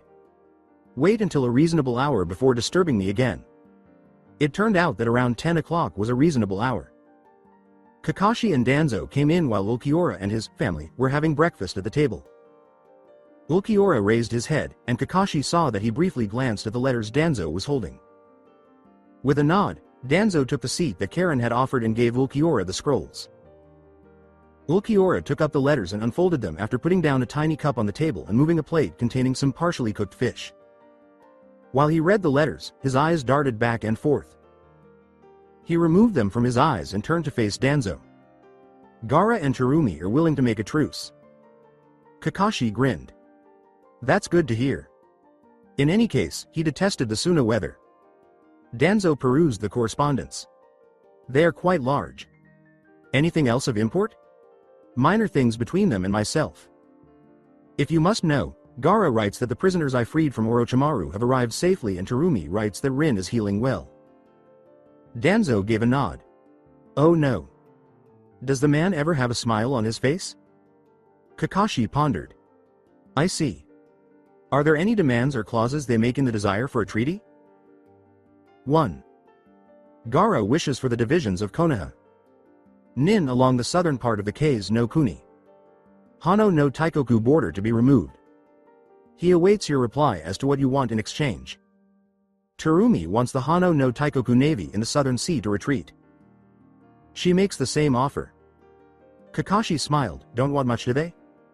Danzo gave a grunt. Ulquiorra tossed some food in their direction. Danzo thanked her and started to eat. He was surprisingly adept at eating rice and other available food, considering that he was only able to use one hand. Kakashi himself ate very little, tiling his head to conceal his face. Danzo quietly said, "Thank you for taking the post," and used a napkin to wipe his face. Nodding, Ulquiorra completed his own breakfast. "I suppose I am wanted back at the office?" "If you don't mind. It'll be the same routine every day you remain in office. Make your way to the office in the morning, any time will do, and stay there until you grow tired. In times of crisis we will send word." Ulquiorra stood up, nodding. With his crow perched on his shoulder and his sword at his hip, he gave the other 3 orders before trailing Danzo and Kakashi. Ulquiorra caught Kakashi off guard with his appearance. Though they weren't for fashion, his typical black, white, and green attire was worn. Though they gave him a certain elegance, they had a very utilitarian and gloomy appearance. He had the appearance of one of the ancient clan head paintings from long ago. His gaze strayed from Ulquiorra as Danzo engaged the boy in conversation. Danzo was fascinated by the stories of Hueco Mundo because Hinata had earlier disclosed the topics that she and Ulquiorra had discussed the day before yesterday. Danzo and Ulquiorra were debating the relative merits of psychological warfare and subterfuge as they got closer to the Hokage offices. As a strong proponent of deceit, Danzo regaled Ulquiorra with tales of assassinations, food and supply poisoning, and numerous other incidents. Ulquiorra, on the other hand, replied that psychological warfare was better, stating that you could manipulate and terrify anyone into serving you, while subterfuge frequently resulted in the deaths of people who could be forced to serve you later. He told her about one of his personal missions to defy a skilled healer's will by showing her her friends' deaths and promising to spare them if she joined Aizen. Kakashi mentally noted that he should never enrage Ulquiorra. As soon as they entered the atrium, Kakashi stood up. "Sorry, but I've gotta go." With comprehension, Danzo nodded and led Ulquiorra inside. When he traveled to the Anbu prison using Shunshin no Jutsu, Kakashi's cheerful demeanor disappeared. The prison was a massive black complex, with most of its structure subterranean. 8 layers of Konoha's strongest genjutsu, bound by 12 seals that required a unique password and genetic code, concealed the building. This was Root's headquarters, and it served as the final line of defense. What appeared to be a small manor of black stone was the only portion of the complex above ground. He approached the barriers, made a gesture, and entered the password. The blood-red doors opened and the guards let him through. After entering, the structure was just a headquarters. Below were the Root training facilities and the prison. He was shown where the hidden trapdoor to the lower levels was located. Here, he was put in a blindfold so the guard could use a covert hand seal to open the trapdoor. After that, the blindfold was taken off, and he descended the stairs that were now visible. Seated in a tiny office off a landing a short distance below, he waited for another guard below to close the doors. After completing that task, his eyes adapted to the fluttering illumination of the numerous torches that trailed behind them. The far end of his vision was pure darkness. In an emergency, people could move quickly thanks to the wide, soft stairs. With great speed, he descended, leaving only the sound of his footsteps on the stone in the near darkness. Press, press, press, press, press, press. He walked to the lowest level for almost 30 minutes. 12 guards were positioned here, each with a staff and a sealing sword. Their armor was adorned with seals that reflected chakras. The equipment used by the guards, which was worth 10 times its weight in gold, was among the best in Anbu. He inquired of the captain, "How's it going?" "It's going well, Hitaki-san. No problems since arrival and collection." "Good. Danzo wanted me to check up on it, you see." "Understandable. It's very valuable." "Yeah." Their breath reverberated through the abyss. Ulquiorra sank into his office chair, Tsunade seated across from him. As Tsunade spoke, Danzo cast a shadow over the boy. Mostly, it was back and forth. The request to remove the fleet would never be granted by the High Daimyo. Tsunade stated that in order for that to occur, he would require an offer of significance from the Mizu Daimyo, such as a wife or a pledge of allegiance, putting Mizu no Kuni under Hano no Taikoku's authority.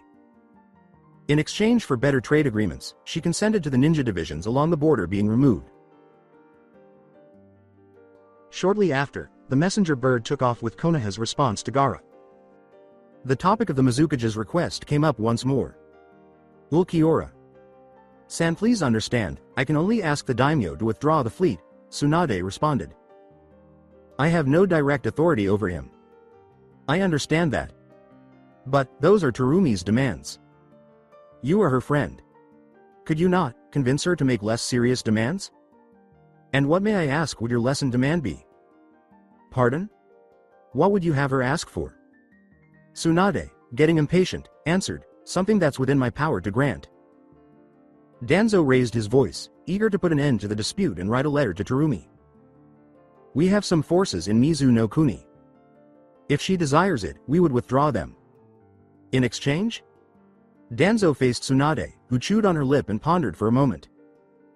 "I suppose, a new trade agreement would be useful." Ulquiorra drew up a letter and nodded. Tsunade was pleased with the contents and had it sent off. Assistance from Ulquiorra arrived then. Akio appeared a little bored, and Hana appeared tired. The Hokage and Root Commander left after they had caught up, leaving them to continue working. 2 hours later, Asuma stood in the doorway, leaning against the mantel, as Danzo sat in his office poring over fresh reports on Root and Anbu activities in Tsuchi no Kuni. With a nod of his head, he invited the son of his longtime friend inside. With his hands in his pockets and his legs crossed, Asuma was seated in a chair. Danzo furrowed his brow at the fag. Your father may not have frowned upon your habit, but I would prefer you not to leave ash all over my office. Asuma took out his cigarette but did not respond. Sorry. Danzo gave a grunt. What is it, Sarutobi? The Cifer boy. Danzo pushed the reports aside, lamenting, is there nothing else going on within these walls but discussion of that boy? He's interesting. Apparently. Danzo muttered, half the world agrees with you. I've heard rumors of a lot of people asking for an engagement to him. Know anything about that? Danzo gave a nod. He finished by pointing to a sizable cabinet and saying, I've had to put seals on his office and home keeping the damn letters away. They're sent here instead. Asuma's eyebrow went up. I did it so as to not offend him. Most boys his age would be glad of the attention. Says the man who once ran crying to his father about the amount of women hitting on him. Asuma smiled and cocked an eyebrow. Well, I was always a little different. Danzo gave a nod of approval. He wondered absent-mindedly if he was getting old. As the years went by, he became more blunt and sarcastic. Maybe. He sighed and shook his head. Well, why do you think it would offend him? Danzo gave the man a stupid looking look. Did you not hear what Hyuga Hinata reported? Yes. The girl he spoke of was clearly his lover, or at least someone he cared about deeply. Some men are sworn to a single woman. If they die, he stopped. As well, something in them dies, Asuma concluded somberly. Yes. I have seen it many times. Anbu and Jonin laying down their blades and retreating far into themselves, or else ending their lives. Pain like that is something that few feel. There was a brief period of silence in the room. Did you have something in mind to talk about? Cifer told all this to Hinata. Yes. Why? Obviously she looks like the girl he loved. My point exactly. Danzo gave him a look. You don't like Uchiha, do you? Asuma gave a shrug. He is a skilled ninja. Hard-working, intelligent and a great help. However, Asuma continued with a rueful smile, a boy like that, all the pressure, all the expectations, all the missions he has been given, he never once complained, or seems to regret what he has done. You have never had the duty of assassination missions. It's not something you can regret. You run the risk of insanity if you do. Noted. So, was there something you wish to discuss from this? Asuma gave a nod. Well, if he is interested in her. At least Asuma had the grace to look sheepish, saying, Hiyashi would never agree to it. Yui put you up to this, didn't she? Uchiha would agree to it, but that's only because he thinks 3 wives is enough. Contrary to what he said, Danzo actually thought the idea had some potential. Ulquiorra would assist the girl and her friends in their wish to destroy Konoha, but if a seal was placed on her and her allies, they would forget their scheme. A wife could calm Ulquiorra down. Though it was a long shot, it might just work. Though, I suppose it wouldn't hurt to ask. As Danzo stood up, Asuma questioned, why would Hyuga-san refuse? Ulquiorra has no clan. He wants his daughter married to someone who can keep her in wealth and security. Ulquiorra has both, I grant you, but Hiyashi is set in his ways. Old blood speaks volumes to him. As they walked out of the office, they passed Akio. He had stacks of letters with him.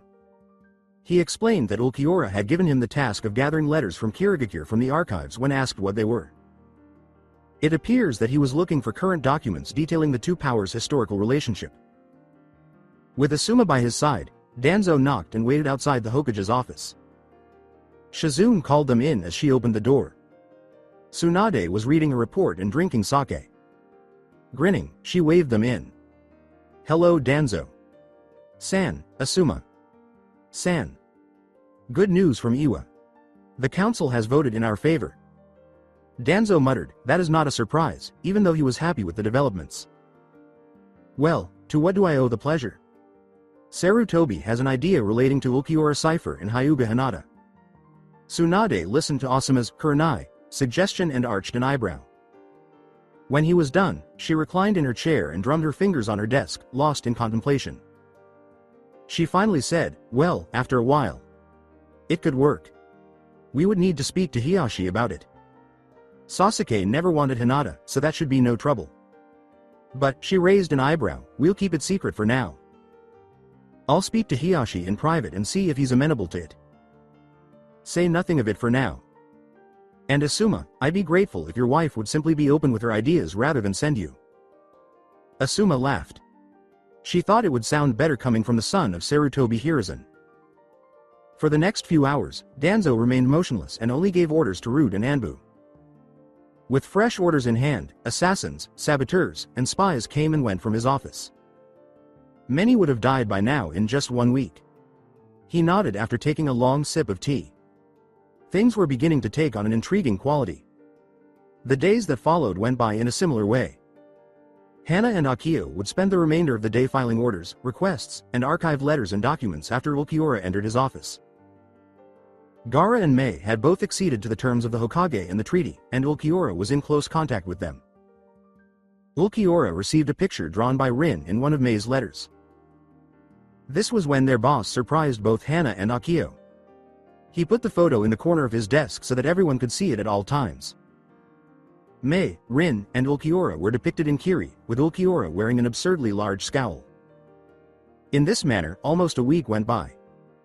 Ulquiorra would put a lot of effort into the agreements, treaties, and policies amongst the 3 villages, pausing only to eat and drink. Yurei would gather in a combat training field every evening. Ulquiorra continued to dominate even though Suigetsu and Jugo managed to stay in the game and score a respectable amount of hits. Karen spent most of her time studying the various jutsu and knowledge that could be found in the Konoha library. The central market area was the only other location she would venture outside of, primarily for food and to get supplies for her jutsu. Ulquiorra would buy her wooden dummies to practice on. It was a good thing he did, since her new jutsu could have easily taken a man's head off.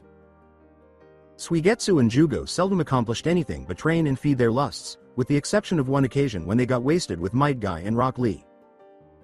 Ulquiorra had to pay a heavy price in terms of damage and make the two of them swear never to overindulge in alcohol ever again. After residing in Konoha for 8 days, there was a knock at the front door. Karen replied.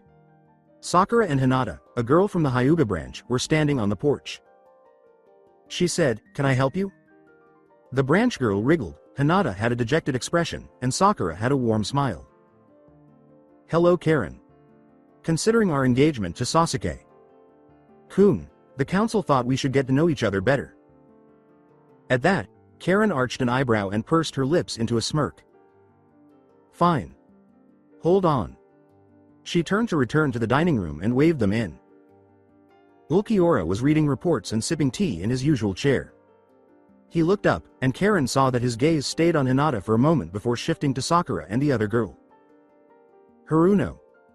Hyuga. I take it you are here for Karen. Yes. The council wants us to get to know each other better, considering our impending marriage. Suigetsu and Jugo exchanged a disapproving glance at the other for their word choice before both coughing loudly and drawing death glares from the others. Ulquiorra nodded slowly. He gave her a silent glare that told her everything she needed to know. I see. If you wish to Karen, you may. Karen rolled her eyes and picked up her bag to go with the group. Sakura smiled and said, well, he was friendly, as they turned to leave. Don't mind him. He's a little antisocial. All right. He's very antisocial. Not very surprising considering Hueco Mundo. The others nodded, and Hinata's expression darkened. Well, what exactly did you have in mind for us to do? Sakura was babbling on about where to go, where to eat, and where the best deals were, and Hinata was frowning at her. Wouldn't introductions be a bit better? Hinata interjected. It was the girl from Branch who spoke. Karen grinned and said, I'm Hyuga Cho. Once Ulquiorra finished picking the bones from between Sasuke's teeth, she was inside, swearing violence against whatever was left of him. Tsunade, Anko, Danzo, and Hiyashi entered Ulquiorra's office as he was going over a lengthy list of treaties that Konoha and Kiri had signed regarding their historical relations. Hiyashi didn't appear content. Akio and Hana exchanged a quick look before apologizing. Pushing the papers aside, Ulquiorra asked, what can I do for you? Tsunade took a seat across from him and grinned. Well, at risk of getting a sword through the skull, it's about you marrying. Ulquiorra has a narrowed eye. We've found someone for you to marry. Ulquiorra exhaled deeply and let out a sigh. So that's it for today. I hope you guys enjoyed it. Don't forget to like, share and subscribe to the channel for more awesome stories like this. Thank you. See you all in my next video.